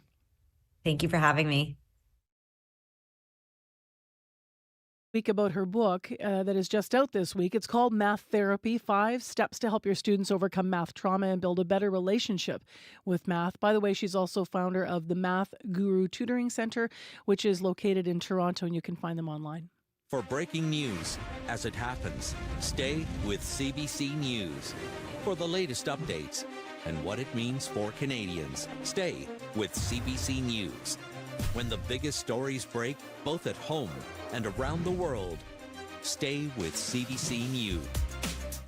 7:23 a.m. is the time right now on 89.3 FM, 990 a.m. on the app or YouTube. It is foggy, 12 degrees in Winnipeg, kind of misty, foggy, cloudy out there. It's a blend of all of them. Our high today is going to be 18. We have sports coming up. We're going to be talking about Canada's best day yet at the Paralympic Games, and we'll find out where the momentum will take us today. But next, a question for my colleague, Chloe Friesen. Hello. Who is from a generation that people are debating how you pronounce it. So go ahead. What generation? Gen Z. You say Z. I say Gen Z with my chest. I'll say it, yeah. Some people are saying Gen Z. And that is the Canadian way of saying it officially. But I feel like in my generation, I grew up at ABCD. You learn the ABCs, and we always said Z. And then somewhere it feels like in maybe middle school or high school, they were like, oh, no, it's actually Z. And then I wasn't going to change. Well, CBC's Blair Sanderson knows that this is something that is being talked about out there. So he hit the street to find out if the traditional pronunciation of the alphabet's last letter might be on its last legs. Hello. Hello. I need you to help me complete something. I'm going to make an utterance, and I need you to finish it off. QRSTUVWX Y and Z. Z. Z. Z. Z. That's it. Except you're pronouncing it Z, not Z. Yeah, I just realized that. That's American. I'm not American. You're not? No. Most of the media is American media, so easily influenced by it. Does this bother you, that we're losing a piece of our Canadian identity because of people like you pronouncing it the wrong way? I wouldn't say it bothers me, but yeah, it would be nice to kind of stick to the old ways a little bit in some ways. Hello. Hi. Now I'm detecting an accent. Where are you from? I'm from the southern U.S. I'm from Virginia. I'm so sorry we're infiltrating your culture with our problems. That's why I'm here. I'm escaping my U.S. problems. The only thing is that the song rhymes better when you say Z, right? QRSTUVWXYN. Z. It just flows. Next time, won't you sing with me? Sept, I'm Canadian. Come on. Come on. We know the real answer to that. So does the rest of the world. Zed. Zed. Y and... C. Zed. You really struggled with that one. I did, because I'm Swedish. So what do they say in Sweden? Zäta. But still a hard end to it. You said it zeta. Yeah. All right, well, so far we're probably about 50% Z or Z, but... Let's see what our sports reporter thinks of that whole conversation. We're eavesdropping on Blair Sanders, and he hit the street, Scott Regehr. Z or Z? Do you go to the Canadian? This is contentious stuff. It You've is. We're in put me Canada. on the line here. I know. I mean, there is, I'm not going to lie, a part of me that thinks Zed's dead in that we should just go with Z because it does flow so nicely out of that song we ditty all sing. Yeah.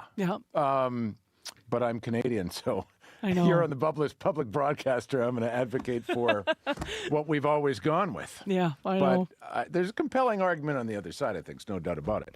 788-3205. You can weigh in while Scott and I turn our attention to why he really is here, which is sports. I was mentioning, Scott, yesterday the best day ever at Paralympic Games for Canada. Looking to keep it going today, right? Yeah, the country doubled its gold medal count yesterday, Marcy, when swimmer Nicholas Bennett and shot putter Greg Stewart both topped the podium. And with living legends Aurélie Rivard and Brent Lakatos both competing today, there's pretty good reason to believe the gold rush will continue. The pair both have a dozen career medals on their Paralympic resumes. Rivard will try to make it a baker's dozen today when she swims in the final of the 400-meter freestyle. And then right after that, it's Lakatos' turn to go for a 13th trip to the podium. The wheelchair racer from Quebec competes in the 800 meters, which is an event he won gold in at last year's World Championships. Like a fine French wine, Lakatos has gotten better as he's gotten older, Marcy. He's 44 now, and he shared his thoughts on why he's expecting more success in Paris. I do have lots of medals, and if you look at them throughout my career, though, they most of them come in the second half or last third. And so I think the secret is I've always been experimenting with new things, with new equipment, with new training. And so I was steadily improving throughout my career. The secret is never really just to become complacent, just to keep on experimenting and trying new things. Yeah, Rolling Stone gathers no moss, and Brent Lakatos just gathers medals. So he will race at 12:44 Central Time today, and of course you can see that race live streamed on our website. Let's go to tennis. The U.S. Open is living up to its name. Is it ever? It has been 21 years, Marcy, since an American man won a Grand Slam title. But the country is guaranteed a finalist in its home slam this time around. That is because Francis Tiafoe and Taylor Fritz have both made it to the semis. They're going to play each other tomorrow in New York. And then there's the women's draw. What a night for the American. And she's into the Final Four at a home Grand Slam. Jessica Pegula pulled off a major upset last night. She beat Iga Swiatek for a spot in the semis. Poland's Swiatek has been the top-ranked women's player in the world for pretty much the last 2.5 years. So Jessica Pegula headed to the semifinals today. She'll play against Karolina Muchova for a spot in the U.S. Open final. And finally, a somber occasion last night in Calgary. We heard a bit of this on World Report. The candlelight vigil held for a beloved hockey player. Go, Johnny, go, go. Hundreds of mourners, Marcy, gathered outside the Saddle Dome last night honoring the late Calgary Flames star Johnny Gaudreau. He and his brother Matthew were killed while bicycling last week by a suspected drunk driver. Hockey legend Lanny McDonald among those who spoke. And I pray it leads people to make different choices in the moment so that no other family will have to endure what the Goudreaus now face. Goudreau wore the number 13 on his jersey, and the Flames, Marcy, planned 13 days of tribute. Meantime, the drunk driving suspect, Sean Higgins, will make an appearance in court today in New Jersey. All right. Thanks very much, Scott. You betcha. That's Scott Regehr with Morning Sports Live here on CBC. In traffic this morning, call us if you need to, 788-3093, and nothing major to report to this hour. Coming up, a Winnipeg mother will talk to us. She says she's been asking for a note, an exception to allow her son to use a cell phone in class. He's 13. He lives with ADHD. She says he uses it to keep himself calm. So we'll explore that after your CBC Winnipeg News. This is CBC News. Good morning. I'm Heather Wells in Winnipeg. At 7:30, it is 12 degrees in Winnipeg, and it is feeling a little like fall out there. It's going to be cool today, a high of 18, and there is a chance of showers later today. Indigenous groups say they need a bigger role in policing the police in Manitoba.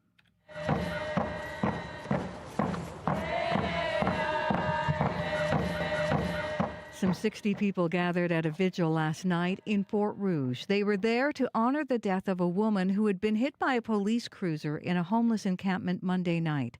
Family has identified the woman who died as Tammy Bateman. The province's independent investigation unit has taken over this investigation. Ceremony sister Vanessa Gamblin, who goes by Osa Musquesway, spoke after the vigil. She is calling for an overhaul of the IIU. When the systems are being applied for Indigenous people, they're still designed by colonization practices. So to me, you're colluding with colonization. And when you're speaking for a sister such as Tammy, a sister we know very well, that is not our ways. That is not our sovereign ways. That's not our treaty ways. That is not the way our Mother Earth speaks. Gamblin wants the IIU to have an Indigenous Advisory Council, to employ Indigenous investigators, and to have final reports be subject to an Indigenous-led external audit.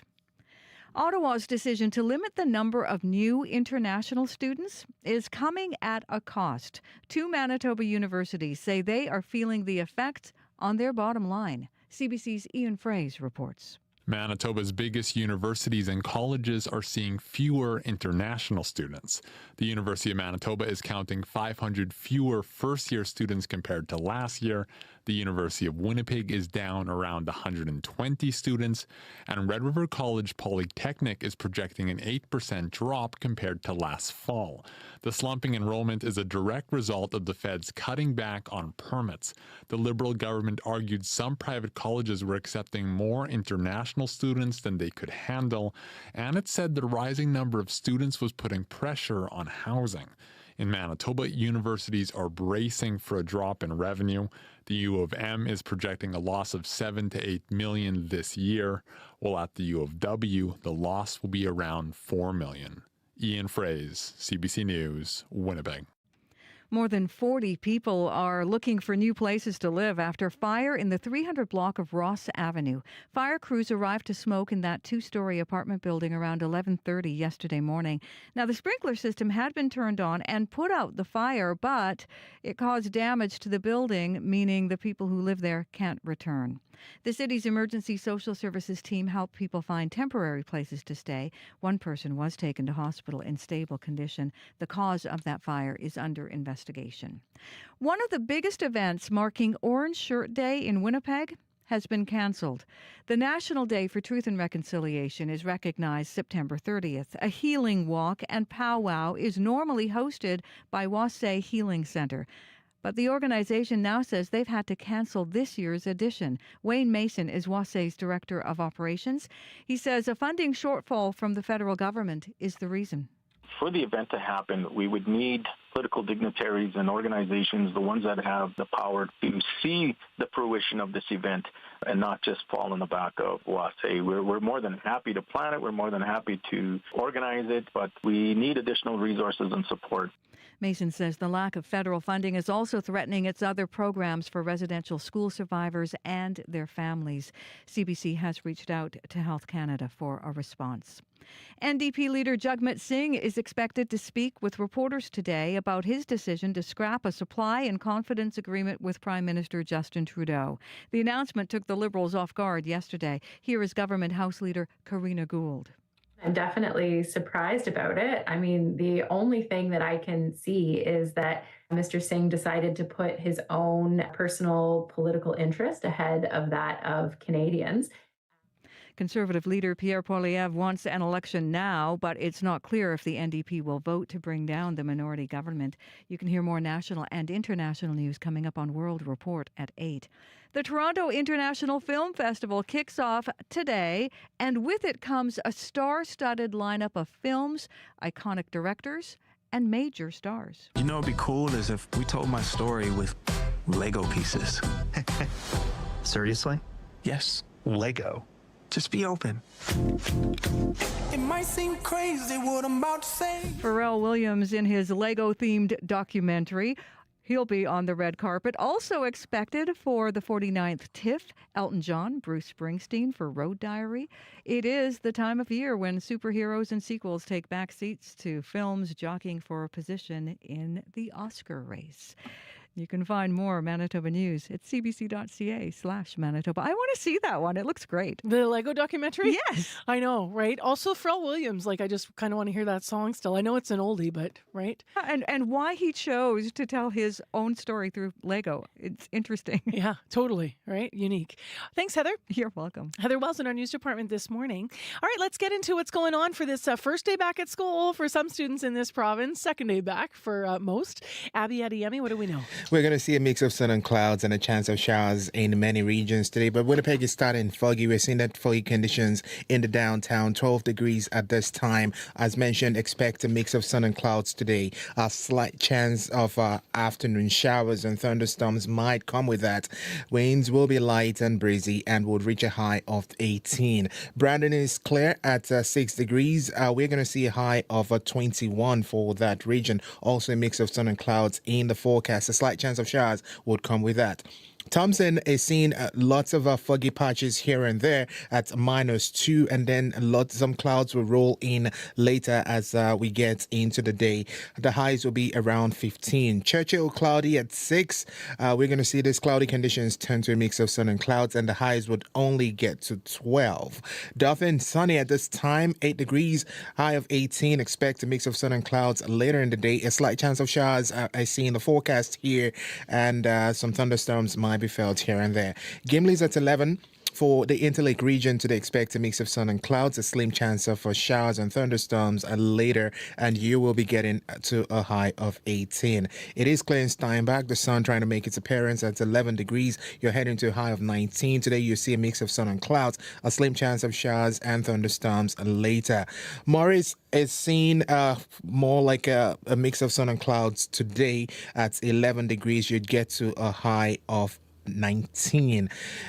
Above, across board, we're just expecting a mix of sun and clouds with occasional showers and thunderstorms here and there. And temperatures will be ranging from like 2 degrees in Churchill to milder 21 in Brandon today. Right now, Winnipeg, we are at 12 degrees. Do you guys want to hear a cheesy joke from one of our listeners? Bring Yay! it. Let's do it. We asked for advice for students for back to school, and Marnie Lee McIntosh got a credit at where credit's due. Wrote, "Don't get a job in an orange juice factory if you can't concentrate, or you'll get canned." Oh! Yay! Bravo! Amazing. Nice. Oh, you can read all the advice, by the way. That's on my Facebook page. Chloe, we do have some things to mention here on the commute. It would probably smell really good, though. It probably would smell really I know it's a joke, but I'm thinking, like, practically it smelled great. You know what? The studio used to smell like oranges all the time. When I co-hosted with Terry McLeod, true story, during the news, he would eat an orange almost every morning. He actually relied on oranges to wake himself up more than he did on caffeine. But it always smelled glorious. Yeah, it must have been I'm lovely. gonna bring that back. You know what? We got the smell of oranges, lovely. We have just only good news on the commute, also lovely. That stall has been cleared. St. Mary's just at River Road and Vista there. Got a call that is all cleared up. And other than that, haven't heard about any other issues. So if there is something that is getting in your way this morning, you can let us know by calling our commuter line 204-788-3093. All right, thanks, Chloe. Well, next on the show, the absence of buzzing cell phones at school may already feel strange for some Manitoba students. A province-wide ban is now in place, but for parents who have children who live with medical conditions like attention deficit hyperactivity disorder, or ADHD, this ban can present a unique challenge. Donna Bagu is my next guest via Zoom. She says her 13-year-old son lives with ADHD and an intellectual disability, and he relies on his phone. Yesterday was her son's first day of grade 9 at a brand new school, and she's joined us this morning, as I mentioned, via Zoom to tell us how it went. Good morning. Hi there, how are you doing? I'm doing well. So tell me a little bit about how your son relies on his phone and how it helps him with his ADHD. So I know technology plays a big and important role in the children's lives today, and also Eden's. From elementary up until now through high school, he has relied on his tablets. And, you know, if his tablet goes down, he relies on his phone. That's with, you know, text to talk, texting to write scripts, stuff like that. And it also helps, you know, not only Eden, but many children that, you know, get anxieties within school. Like a lot of kids have anxieties and turning on their phones to listen to music and taking that break, you know, alleviates that anxiety that they have. Has he always, how long would he have used that as something that's been helpful to him, you know, to have an earbud in or to have music playing that would, as you said, calm him? I think it's been since, you know, junior high he has used it. So, and it works wonders for him. How did it go yesterday then? I mentioned it was his first day of high school. The transition yesterday to high school, there's always setbacks and bumps in the road, but the key is really communication. Always have communication with the schools, both schools, make a meeting before, you know, they enter the school. And that was my biggest thing, you know. He walked into the school yesterday with no technology and no device.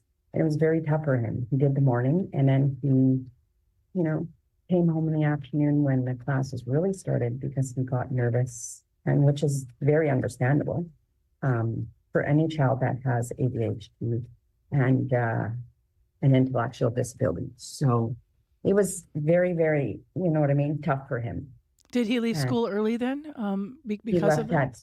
He left in the afternoon because I guess within, you know, going to a new school, and then they had, you know, scavenger hunts through the morning and stuff like that. But he kind of froze at lunch when he said, oh, I have to go do this, you know, I have to go back to class. But going back to class for him is a lot of anxiety because he needs that technology.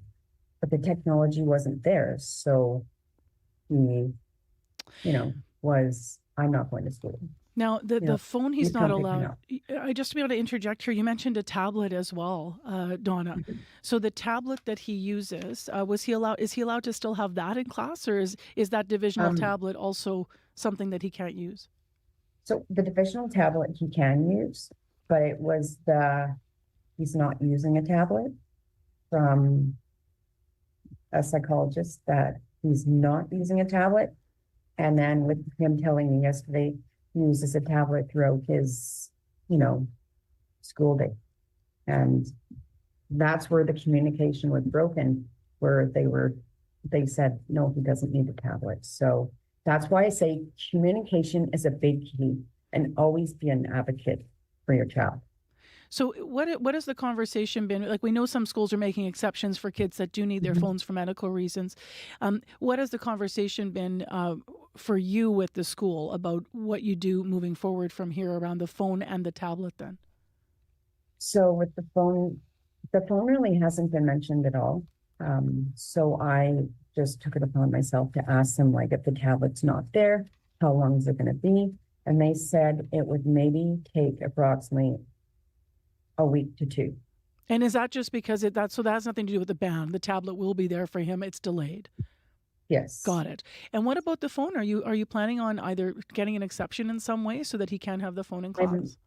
I have a doctor's appointment scheduled, and I'm going to speak with the doctor, and he is, gonna, help me get that for him for use in school. If he, because if anything, if his tablet goes, he always has that phone. How concerned are you as a parent that, I mean, even if you go through, if it's successful and you get the note or the exemption and you're able to get your son the phone back to help him with his ADHD symptoms, that it might then also be a difficult position because other students will see your son with his tablet or his phone, more specifically at school. What do you want other kids and parents to know about, why he needs to have his phone? That's okay. That's just your phone going. It's live radio. No problem. Sorry. No, that's okay.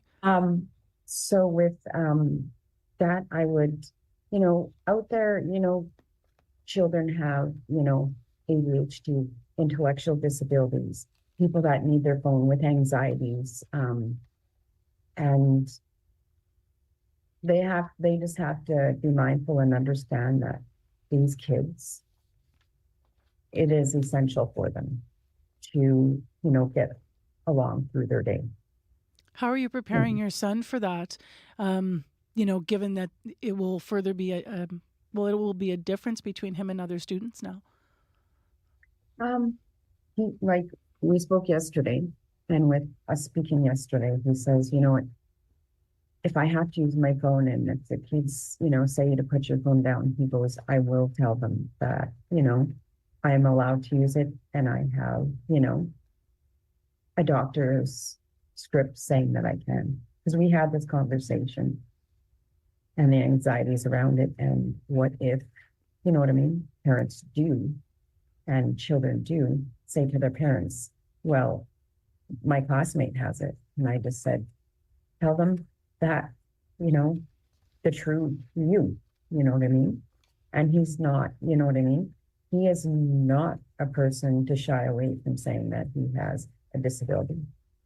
He's also 13, though. How do you feel about the fact that he, on top of going to high school, all the things that come with the transitions and nerves, is going to have to be sort of also navigating some of these difficult moments potentially with other students? Yeah.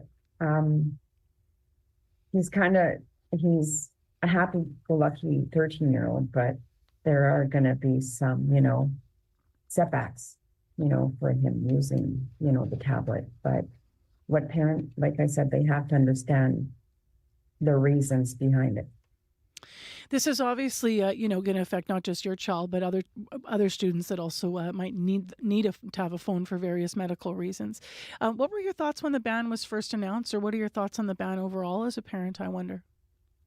I think with the cell phone ban, I think, so what my experience is, it will cause a lot of anxieties. It'll, behavior issues, rebelling, isolating from their peers because they're not on their phones now. And they don't know that communication of, talking to each other because they've relied so much on their phone.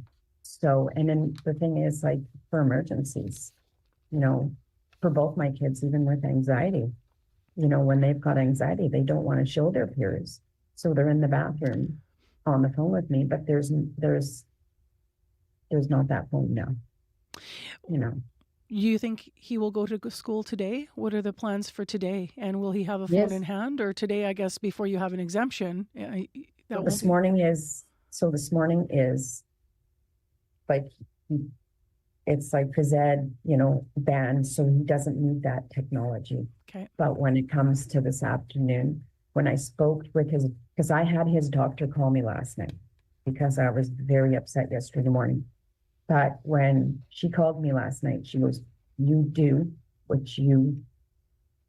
what you think you have to do. It goes, if he has to come home and if he has to work in the, if he has to work in the afternoon, that's fine. Because he has a job within the co-op where I live. And he works in the summertime, he works full time.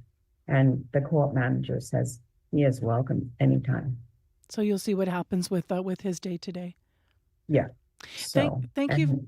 Thank you very much for Yeah. being open with us about your family's experience, which represents other families in the province. In a moment, we're going to get some clarity from a representative of Doctors Manitoba, all about issues that medical conditions that might be affecting kids like your son, Donna. So thank you very much for being with us via Zoom. Thank you. Appreciate it.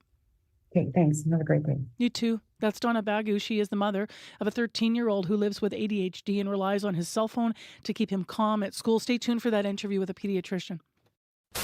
Taking a look at your 7-day forecast, it's going to be a real scorcher out there.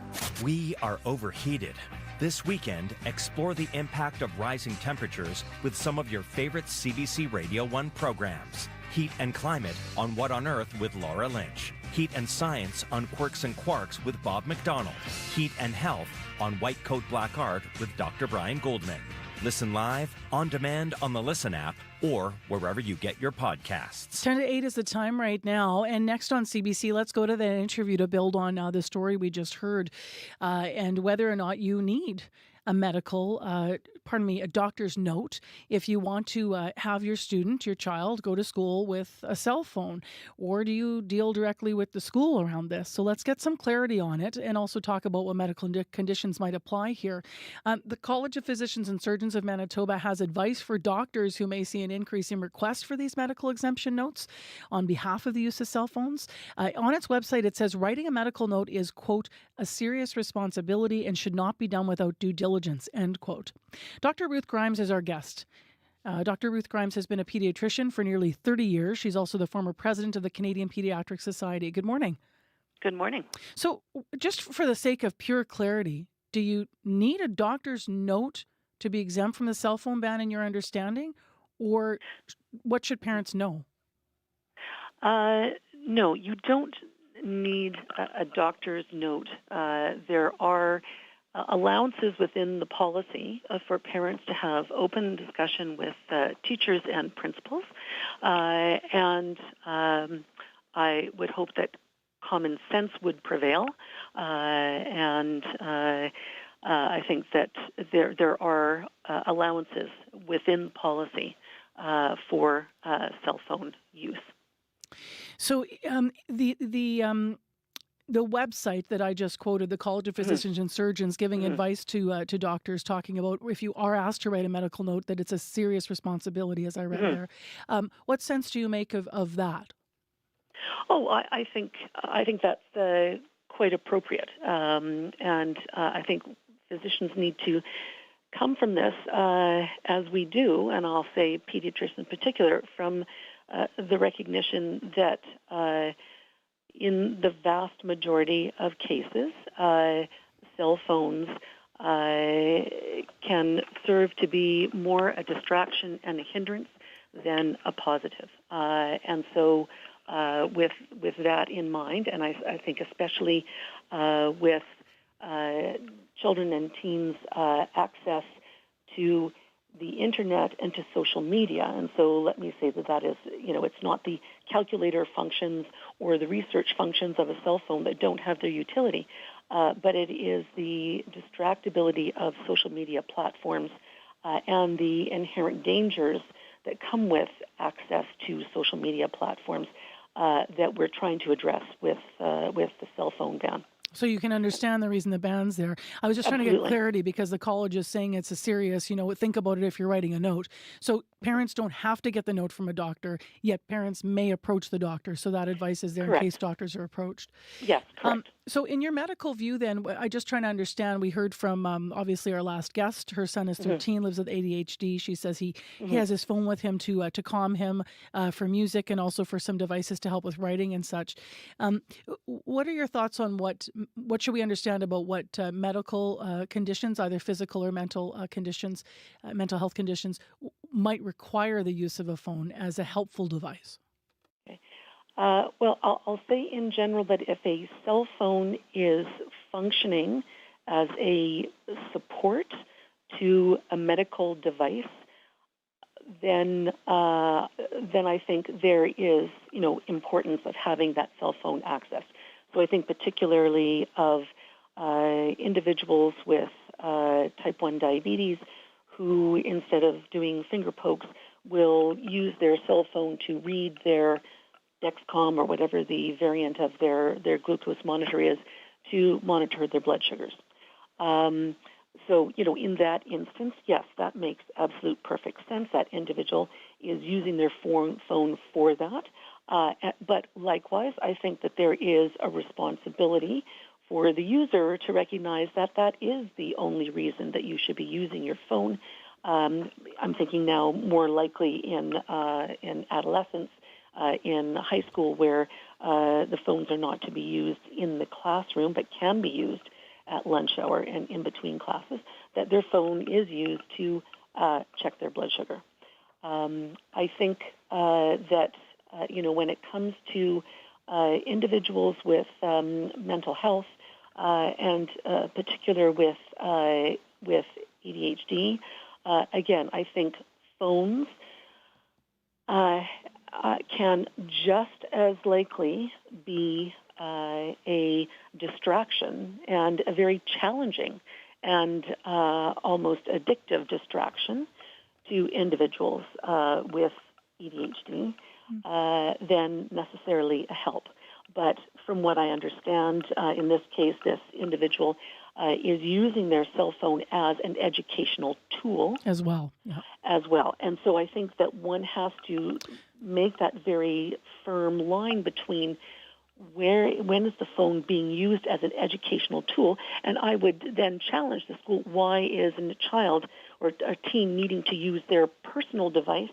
They should be appropriately supported with the educational tools that they need. And if that's technology, then the school needs to be supporting the child with that technology. So that speaks to what I was going to ask you around what doctors should be thinking about if they're deciding to recommend a child keep their phone with them in class. Should a family go to a doctor? Have you had requests? I'm out of curiosity for a doctor's note from parents yet yourself? No, I haven't. No, you haven't. Have you heard of that happening already, or is this is all just brand new? Well, I guess only can speak to my experience with my colleagues in the office, and there's 7 of us that congregate in the office at the back. I have not heard of any of my colleagues being asked for a medical exemption to the cell phone ban, but I think it's only the second day, or maybe for some school divisions, first day of school. So I can anticipate that there may very well be requests. And I'm just, since you've been obviously comprehensive and thoughtful on this, but also feel like that if it's a learning reason that the student needs, as you outlined, a phone, that you would say the school needs to address, what technical device might help them. If a parent approached you for a doctor's note, what would you respond? Oh, goodness. You know what? I think that's difficult to say, because I see this as being extremely individual. And that the vast majority of students in school should be able to function in compliance with the policy. Mm-hmm.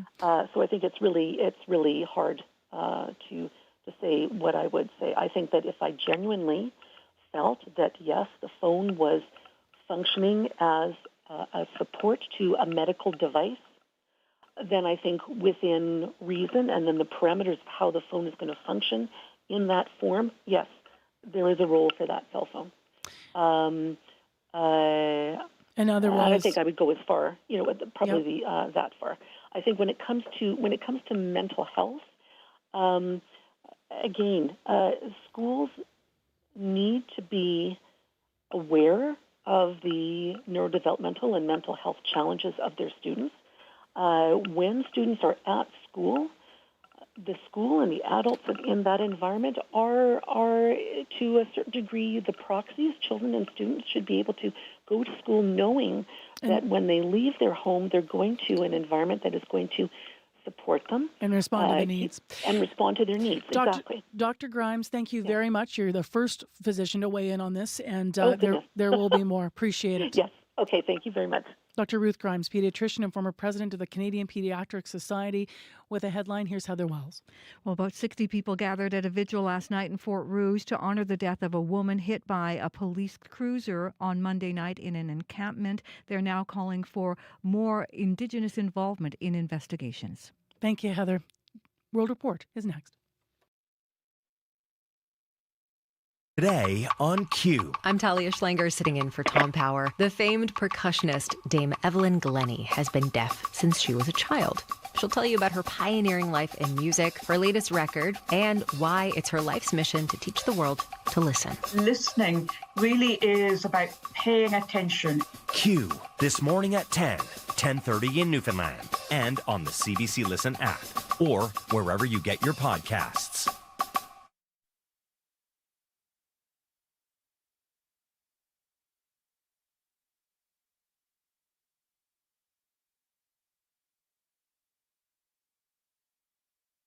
AI is headed, and even its potential to wipe out the human race. Joshua Bengio coming up on a special edition of The Current from Montreal. This is World Report. Good morning. I'm Marcia Young. Ugandan marathon runner Rebecca Cheptegei has died. It is believed a man who is her ex-partner set her on fire. The 33-year-old mother of two had been in hospital receiving treatment. Cheptegei lived and trained in Kenya, and some activists say her death is the latest in an epidemic of gender-based violence in the country. Anna Cunningham is following the story. It is my sad duty to inform you of the passing of Rebecca Cheptegei. Outside Moi Hospital in the city of Eldoret, Western Kenya, a hospital spokesperson gave more details. We done all that we could for her. She had a severe percentage of burns, which unfortunately led to multi-organ failure. Authorities say the Ugandan who lived in Kenya was attacked as she returned home from church on Sunday. Local police say she'd been heard arguing with a man, reportedly a former boyfriend, outside her home, and he was seen pouring liquid on her before setting her alight. Cheptegei had bought land in Kenya where she built a house to be close to Kenya's athletic training centres. In 2022, she won the World Mountain and Trail Running Championships in Thailand. She finished 44th in the marathon at the Paris Olympics. Outside the hospital, her parents, tearful, described her as a polite child. There are increasing concerns about the rise in gender-based violence targeting female athletes in Kenya. Latest figures by the Kenya National Bureau of Statistics, published in January last year, found that 34% of women in the country have experienced physical violence since the age of 15. The president of Uganda's Olympic Committee says Cheptegei's death was a cowardly and senseless act and the loss of a great athlete. Anna Cunningham, CBC News, London. We can expect to hear more from NDP leader Jagmeet Singh later this morning. He pulled out of the supply and confidence agreement with the Liberals. Singh announced yesterday he is tearing up the deal to support the Liberals in a minority parliament. The Liberals say they didn't see it coming. Tom Perry reports. The Liberals have let people down. They don't deserve another chance. After 2.5 years backing Justin Trudeau, Jagmeet Singh says he's ripping up the deal. The NDP leader posted his announcement online yesterday and will have more to say today, though federal Liberals are already talking. You know, if I'm being honest, I think it's a bit of an odd move. Government House Leader Karina Gould told the CBC's Power and Politics Singh's move took her by surprise. This is about Mr. Singh. This is about his political objectives and his political interests. Gould says the Liberals remain ready to work with all parties in this minority parliament. But Conservative leader Pierre Poilievre, who just last week challenged Singh to scrap his deal with the Liberals, is now urging him to go further and bring down the government. He is going to have to vote on whether he keeps Justin Trudeau's costly government in power or whether he triggers a carbon tax election. Singh says his party will now decide whether to support the government on an issue-by-issue basis. That doesn't mean an election is imminent, though it has to come by next fall, and the political landscape on Parliament Hill is suddenly a lot less stable. Tom Perry, CBC News, Ottawa. Georgia State Police say the suspect in yesterday's school shooting was known to them. The 14-year-old student at Appalachia High allegedly shot and killed 4 people at the school. 9 others were injured. Katie Nicholson is watching this story for us in Washington. And Katie, what do we know about the suspect's past interaction with police? Well, yesterday, law enforcement officials confirmed that the 14-year-old was questioned more than a year ago after they received several anonymous tips about online threats to commit a school shooting. There was no specific location or time, and those threats allegedly included photos of guns. Now, police say they did interview the suspect and his father at the time, and the teen denied making the threats, and the father said, yes, they had hunting guns in the house, but his son didn't have any unsupervised access to them. County officials did alert local schools so that they could monitor the situation, but police say they didn't have probable cause to take any further action at the time. Here's Chris Hosey with the Georgia Bureau of Investigation. There is a lot of evidence that is being recovered and evaluated. We're going through everything to determine if there is any active threats to any schools in this area, this county, and the state of Georgia. And then there are questions around how the 14-year-old managed to get an AR-15 platform-style rifle into the school undetected, and whether there were any other red flags that might have been missed in the lead-up to this shooting. We've also learned more about the victims. What can you tell us about them? Yeah, so the shooter killed two fellow students, both also 14. Mason Schermerhorn, whose family said that he loved reading, telling jokes, playing video games, and visiting Disney World. And Christian Angulo, who is described by his sister as sweet and caring. Two math teachers were also killed, 53-year-old Christina Irami and a 39-year-old Richard Aspinwall, who also served as an assistant football coach and was a father of two. Thank you, Katie. You're welcome. The CBC's Katie Nicholson in Washington. Police in Munich, Germany say officers exchanged shots with a suspicious person near the Israeli consulate this morning. They say the suspect is dead. The area is close to downtown Munich, near a museum on the city's Nazi-era history. Police say there is no indication anyone else was hurt. Some people in Ontario may notice something different in their convenience store aisles today. Starting this hour, customers can now buy their alcohol alongside packs of gum and chocolate bars. Idil Musa has more. A lot of people are excited. Terry Aldo is the chair of the Ontario Convenience Stores Association. He says having the ability to sell alcohol will be a major boon for stores like his. Businesses like mine that are struggling are excited to be part of, the potential profits. The expansion of liquor sales outside the province's main liquor retailer fulfills a pledge made by Premier Doug Ford during the 2018 election, and some Ontarians are welcoming it. Let the consumers choose where they want to get their alcohol, and having more options, I think it benefits the public. But there is concern among some about public safety. Karen Littlewood is the president of the Ontario Secondary School Teachers Federation. To have the convenience stores so close to the schools, I'm hoping that those who are working in the convenience stores will do their due diligence. The Ontario government recently announced the closure of 10 supervised drug consumption sites because of their proximity to schools and childcare centers. Might not come from Hollywood. At the 49th Toronto International Film Festival, some of the biggest red carpet moments might come from musicians. To celebrate a new documentary about the Tragically Hip, the festival is hosting a sing-along with Choir. Elton John is also expected to be in Toronto, as is Pharrell Williams, for his Lego-themed documentary. Yes, Lego. Just be open. And Bruce Springsteen for Road Diary, a look at the boss and his band. Well, competition with the Venice and Telluride film festivals has seen TIFF lose a few premieres. There's no lack of star power heading to Toronto. From Megalopolis. Don't let the now destroy the forever. Francis Ford Coppola's audacious film starring Adam Driver. Baby Girl, a steamy romance featuring Nicole Kidman. That's your fam. The Piano Lesson, starring Samuel L. Jackson, directed by Denzel Washington's son, Malcolm. Or how about The Substance? Have you ever dreamt of a better version of yourself? Where Demi Moore throws herself into a squeamish new thriller about body image.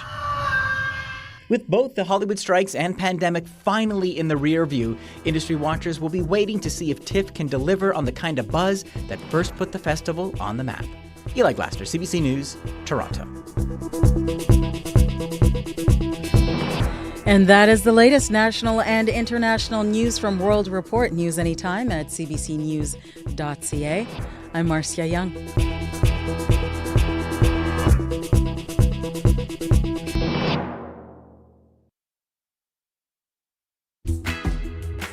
Good morning, Manitoba. I'm Marcy Marcusa. This is Information Radio on 89.3 FM, 990 AM on the app and on YouTube. Thanks so much for being with us in Winnipeg, or wherever you're listening from. On YouTube, if you're watching, just a shot up of Winnipeg right now, and it's really cloudy. It's been misty and a little bit foggy, a lot colder than yesterday, so a very different day here in the city. Well, this morning on the show, this half hour on the show, we're going to be hearing more about a gathering that happened last night, a vigil in Fort Rouge. They were there to honor the death of a woman who had been hit by a police cruiser in a homeless encampment on Monday night. So we're going to hear more about some of the calls to action that came up last night at this vigil. We also, this half hour on the program, are going to hear from one of the people that was at Portage in Maine yesterday afternoon, also to remember the same woman that was lost in the incident. But she says what happened in that protest yesterday to her was an act of hate, and we're going to hear more about that. And in that case, I'm referring to the news, as CBC has reported that a woman was hit after a driver rammed through Portage in Maine and protesters there. So you can see video, pictures, and read the story on our website, and stay tuned for our discussions on these issues that are affecting our community. It is now 8:11. Heather Wells joins us with other headlines this morning. Good morning, Heather. Good morning. Well, two Manitoba universities say their bottom line is taking a hit after the federal government decided to limit the number of permits for international students. We'll hear about the impact at both the University of Manitoba and the University of Winnipeg coming up, as well as Assiniboine Community College in Brandon. And a firefighter was injured fighting a fire in a vacant 3-story apartment building on Balmoral last night. Smoke could be seen pouring from the building. The firefighter is in stable condition. We're going to hear about what happened in that building that has seen 5 other fires since 2021. I'll be back with more Manitoba news at 8:30. All right, thank you, Heather. You're welcome. Let's get into what's happening more in the forecast, Abby. 12 degrees and foggy at this time. It's going to be a cool one in Winnipeg today. We're expecting a mix of sun and clouds, a slight chance of showers late this afternoon, possibly accompanied by a thunderstorm. The winds will be light and then breezy at times. We're touching a high of 18. Across board, we're looking at a mix of sun and clouds and a slight chance of showers in most regions. Highs will be from 12 in Churchill to 21 in Brandon with breezy conditions, and tonight will be partly cloudy. Temperatures will dip to between 2 and 9 degrees. Thompson is currently smoky and misty at 1. Churchill is at 7 degrees and cloudy, and down south from Brandon all the way down to Morris, we're seeing temperatures from 7 all the way to 12 degrees. So a cool one in Winnipeg. We're going to get to a high of 18. Thank you, Abby. Thank you.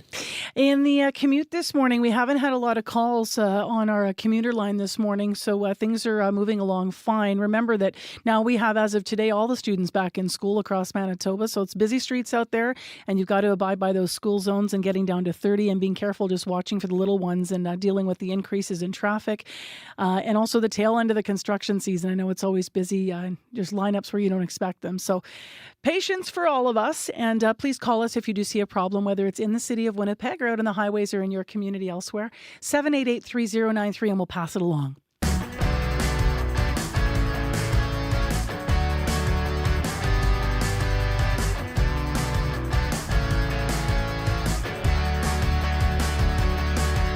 8:13 is the time right now, and in a couple of minutes we're going to hear from a woman who was hoping to be at a vigil last night in Fort Rouge, but she says she was so shaken from being at a protest earlier in the day at Portage in Maine that she was unable to go. That vigil last night did, as I mentioned at the top of the clock here, did have 60 people attend. They were there to honor the death of Tammy Bateman, who had been hit by a police cruiser in a homeless encampment on Monday night. The province's independent investigation unit has taken over the investigation. And last night at the vigil, Vanessa Gamblin, ceremony sister who goes by Osamuskwase, spoke after the vigil. She is calling for an overhaul of the IIU, as you may have heard in the news this morning, but not just an overhaul with Indigenous involvement. Here's a bit more of what she had to say. Appalling that such violence is occurring. We don't know for sure that it would be intentional, directly intentional. Such violence to be occurring on Treaty 1 territory. High risk that this is still Crown land because it's 50 feet from the water. In Winnipeg, in Manitoba, and in Canada, that something like this is occurring, atrocities with Winnipeg police, such a system that's supposed to be of a justice system that's to be there to take care of our brothers and sisters and every human being. IIUs have occurred for moons and moons and moons and moons of Indigenous people through the time of colonization here in Canada. And the IIUs, when they occur, they come out as they are, although they're not deficient, I'm going to say. We don't see any drastic change.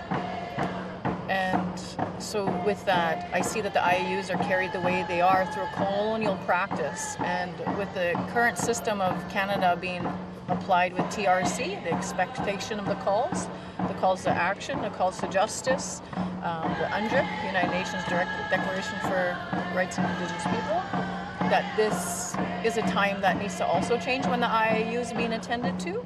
And so I'd see that the value would be attended to much differently. That would include applying a Indigenous Advisory Council to the IIU, whoever's attending to this. Secondly, I'd like to see that there would be a composition of Indigenous employees that are part of the investigation of Tammy. And the last one would be for sure is that there would be an external audit of the report, the final report, Indigenous-led.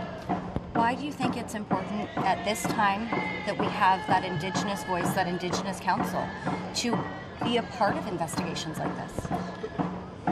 Because it shows, we know that Canada is bred on the backs of Indigenous people. Indigenous people continue to do their work to be kind and loving. We will continue to, of course, and invite and keep walking that out. But the systems have continue to be designed in a colonial practice. And so when the systems are being applied for Indigenous people, they're still designed by colonization practices. So to me, you're colluding with colonization. And when you're speaking for a sister such as Tammy, a sister we know very well, that is not our ways, that is not our sovereign ways, that's not our treaty ways, that is not the way our Mother Earth speaks. And so now that these things are occurring, we need to do it our ways. And if they're saying they're going to do IIUs with an Indigenous woman, and this is our thing, we're based upon matriarch. It's not a patriarch system, it's not a colonial system, it's none of that. We really live by the trees. She's our boss. The grass is our boss, the earth is our boss, the wind is our boss, the moon is our boss, that she's coming to do her work, the sun is our boss. Not the IIU people, not the policies of the police, not the board of the police, not the governance structure of the police. Canada needs to get out of the way. Province of Manitoba needs to get out of the way. City of Winnipeg needs to get out of the way for Indigenous people to do our work. So it needs to be led our ways and incorporated, and not to be include Indigenous people. No, it's just do your work. We'll be kind, but we'll also need to assess that if it's done in our ways. So that was Ceremony Sister. You can hear the drumming in the background at the vigil last night. Vanessa Gamblin, who goes by Osa Musquesway, speaking after the vigil last night that happened. About 60 people gathering in Fort Rouge. So as you heard, she is calling for an overhaul of the IIU with Indigenous involvement. And that was the vigil that was held for Tammy Bateman. Tammy Bateman is the person who had been hit by a police cruiser in a homeless encampment on Monday night and died. So people gathering last night. Now, there are two things at play here. Earlier in the day, there was also a gathering to remember Tammy Bateman and honor her, and that happened at Portage in Maine. Now, over the noon hour, when those dozens of people gathered to protest the death of Tammy Bateman, police say they were restricting traffic, but officers were strategically out of view at the request of protest organizers. A cyclist that CBC is not naming says one driver hit their bike. They weren't physically hurt, but they were shaken. Several protesters jumping on the hood of the car, smashing the windshield. Police say they interviewed the driver. But today, many people in our community are shaken, especially those who were there. And on your social media feeds, you may be seeing reaction to this in our community. Next on the program, we're going to hear a conversation I had at 8 o'clock with Viv Ketchum, who was there yesterday at Portage in Maine. She is a community advocate. She's 60 years old. She herself Indigenous as well. And here's, first of all, what she had to say when I asked her what her thoughts were in reaction was to the death of Tammy Bateman. I was saddened by what happened. I walk around my area and I talk to a lot of homeless people, and one thing I was thinking, I hope I don't know her. I hope I know them. So I know so many homeless people, and I was kind of horrified by what happened. So as an Indigenous woman yourself, you went to this to be there, as you said. Yeah. And then what can you tell us about what happened from your firsthand point of view yesterday afternoon? Yeah, I was on the outside watching the event from the outside, but I was still at Portage in Maine. But then I moved to the center to hug the one of the family members. As I was holding her, they were drumming in that outside, and I went and was holding the woman. All of a sudden, we could hear cars screeching, people yelling, and I looked up and we could see the incident happening. Everybody ran over. There were elderly people in walkers. There were children. There were women there. He was in the middle lane trying. Most of the cars were in the left lane and turning left slowly. They were being respectful. This car was in the middle lane and speeding. He was not stopping. The only reason he slowed down was because we were putting their bikes in there, and then he still wasn't stopping, and so the guys were jumping on the car to try to slow him down. CBC has confirmed and was reporting yesterday about, protesters jumping on the hood of the car, smashing the windshield. Police have interviewed the driver. People can read more about the investigation, and I don't want to leave any allegation here, but from what we know what happened is on our website, and I know that you were there. I'm wondering how this has left you feeling this morning. I know you had plans to go to the vigil last night, actually, that we're hearing about in the news this morning. I'm not sure if you went or not. No, I was too upset by what happened that afternoon. This was, I think what I witnessed was a hate crime. That was shocking. The people that were at this demonstration there, I consider them my family, my friends in that, and I felt really bad for the family members of Tammy because they had to witness this, and it was upsetting for us. It must have been horrible for them to see this happen at the event that was meant to support them. Viv, you and I have talked a lot over the years. You live and love in this community, and also obviously put your voice forward in moments where we need to talk. Like this one. What are your biggest concerns this morning around everything that happened yesterday? As I said, this was a hate crime, and then I've been on Facebook, and I'm saddened. I see all the hateful comments about the incident that people saying they should have run us over. That a majority of these online comments are saying that they should have hit us. They should have killed us. I'm an Indigenous woman. Why do they hate us? Why does Winnipeg hate us? How are you going to spend today? And what would your message be to the community today as well about, I'm just curious how you're going to spend today, like in terms of you're raising obviously some, grappling with some things. I saw a lot of those comments, by the way, that you're referring to, so I can corroborate that. Mm-hmm. Where do we go from here? Where do you go from here? We've been here before, and nothing has been resolved. Lack of police in action. The police didn't charge him. This was I could say this was a hate crime. He was in the middle lane, speeding directly at the demonstrators, and it only took people putting their bikes and bodies in front of him to stop him. This could have been a mass casualty. Yeah. Viv, thank you very much for weighing in after obviously what was I don't even know the word. I was going to say a devastating day for you, but as you said, you're shaken after yesterday. So appreciate you being with us. And just one thing to say, this is not going to stop me from attending events. Yes, I do have the health issues, but this is not going to stop me from attending events in the future. It's, in fact, it's made me more determined because Winnipeg needs to wake up. That's my conversation at 8 o'clock with Viv Ketchum, who was at Portage in Maine yesterday when protesters were there to draw attention to the death of Tammy Bateman. And when they were there was an issue over the noon hour where dozens were gathered to protest, and officers were out of view at the request of organizers, and a car moved through some of the people. And if you want to read more about what happened, at cbc.ca/Manitoba, you can read the full story. Viv Ketchum is 60 years old. She's a community advocate in Winnipeg.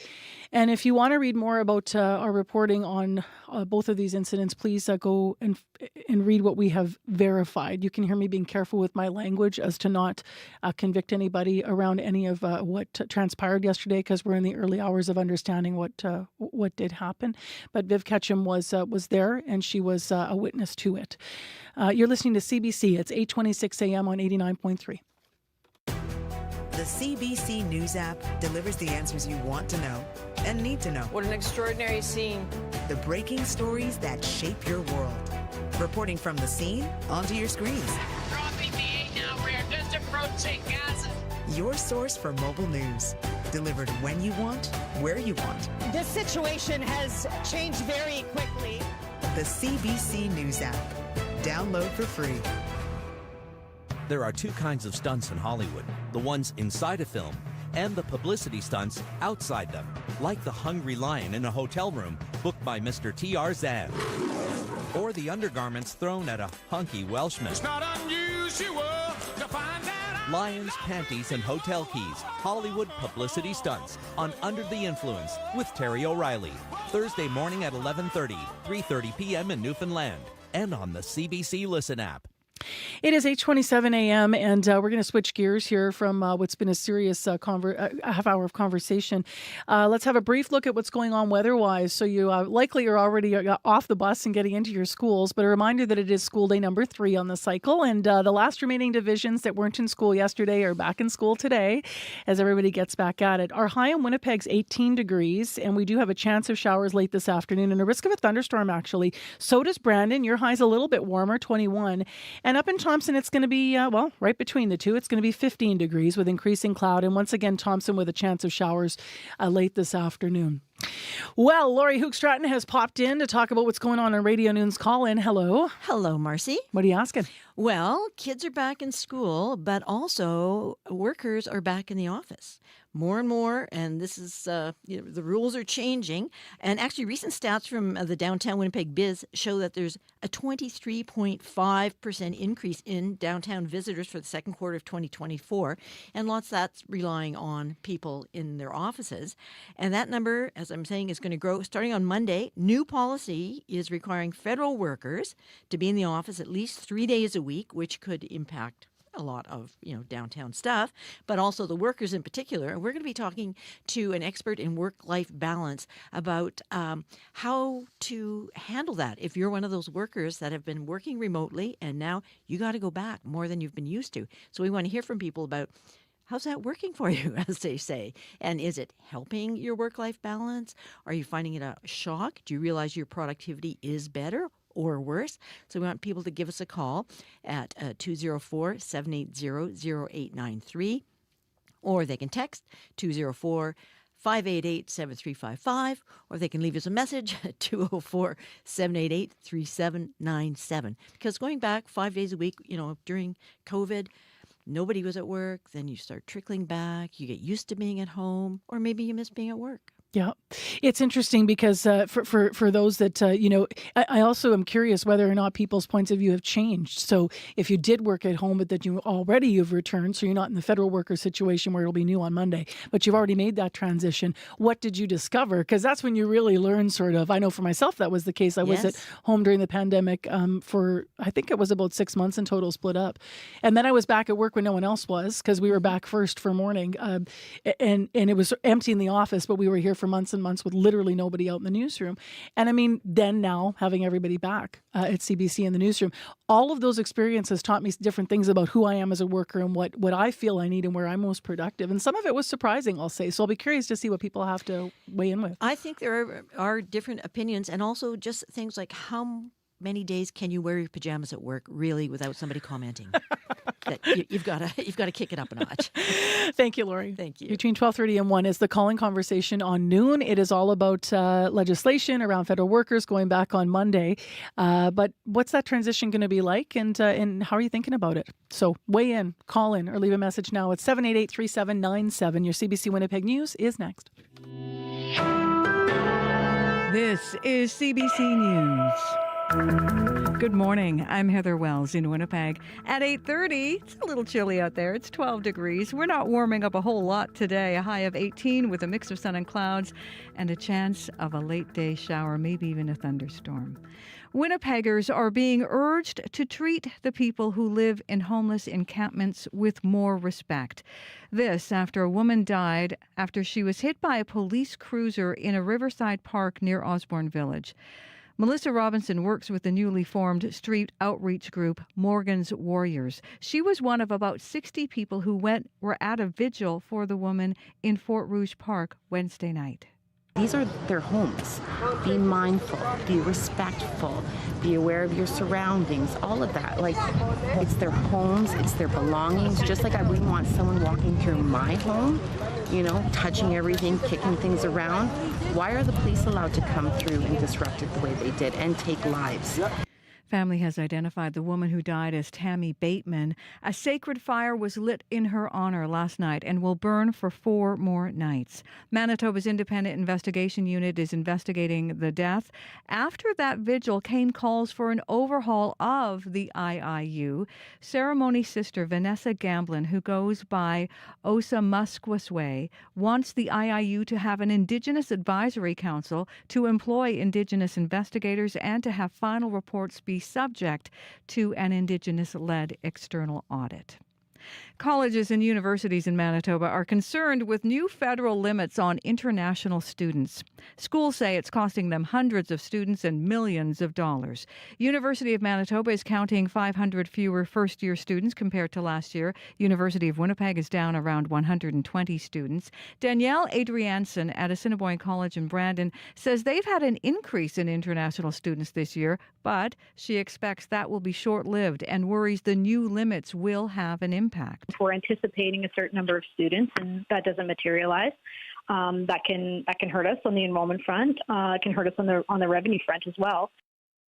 Ottawa is reducing study permits across the country by 35% this year. The government says it's taking action against small private colleges, arguing they're accepting more students than they can handle, and that, they say, impacts housing. A firefighter was injured in a fire in a vacant apartment complex on Balmoral Avenue. Crews were called to that 3-story block known as Centre Village around 7:30 last night. Smoke could be seen billowing from the back of the building. Ground hoses and an aerial ladder truck were used to fight the fire from the outside. No one was in the building at the time. It's not the first time there's been a fire there. The city says that building's been damaged at least by 5 other fires going back to January of 2021. And the city's now asking anyone who sees someone actively entering a vacant property or removing boards or windows to report it to police at 911. One of the biggest events marking Orange Shirt Day in Winnipeg has been cancelled. The National Day for Truth and Reconciliation is recognized every September 30th. A healing walk and powwow normally is hosted by Wasay Healing Centre, but that organization says they've had to cancel this year. Wayne Mason is Wasay's Director of Operations. He says a funding shortfall from the federal government is the reason. For the event to happen, we would need political dignitaries and organizations, the ones that have the power to see the fruition of this event and not just fall on the back of Wasay. We're more than happy to plan it. We're more than happy to organize it, but we need additional resources and support. Mason says the lack of federal funding is also threatening its other programs for residential school survivors and their families. CBC has reached out to Health Canada for a response. Hundreds of Calgary Flames fans gathered last night at a memorial ceremony for Johnny Gaudreau. The former Flame star and his brother Matthew were killed last week by a suspected drunk driver in New Jersey. Mikhail Backlund is the captain of the Calgary Flames. Johnny always had that smile on his face, on and off the ice.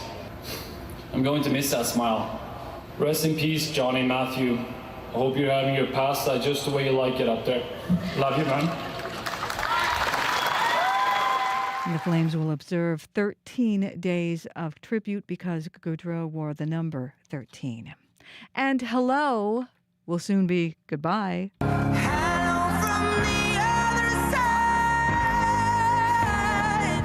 Adele fans are getting one last chance to see her on stage before she goes on hiatus, stepping away from the spotlight for what she says will be an incredibly long time.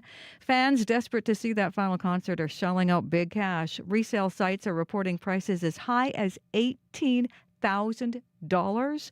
Adele's last performance, November 23rd, will be at the Coliseum at Caesars Palace in Vegas as she ends her residency there.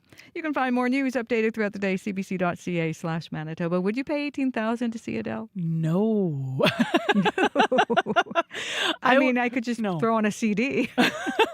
Yeah, that's an astronomical amount of money. I mean, I know she's a generational talent, but wow. That's a lot of money. Big voice, yeah, but the big price. Yeah. And, if you watch, I watched an interview with her at one point. It may be not surprising that she's stepping away, too. I mean, I don't know what's going on in her life. I don't have a clue. But I know that she was talking about the beginning of her career. She was actually quite shy. Yes. Yeah. So, all right, Heather, thank you. You're welcome. That's Heather Wells from our news center this morning. And thanks to our live crew, Chloe Friesen, as well as Kevin Ipatebo and Abby Adiyemi, our hardworking associate producers, and our leaders in unit this week, Nellie Gonzalez and Wendy Parker, who's been filling in for Leif Larson as well. Okay, let's get a last look at traffic and weather. Chloe, you're first. Hello. We could see the Osborne Bridge closed between Granite Way and Osborne Street in all directions due to construction today. It is open for the morning and afternoon rush hours. Not a lot of signage, but expect delays and use alternate routes. Okay, so Abby, you're last but first in my heart. It's going to be a cool one in the city. We're only going to get to a high of 18 and similar conditions tomorrow. All right, take care and be well, Manitoba. Thank you so much for listening to us this morning and engaging with us.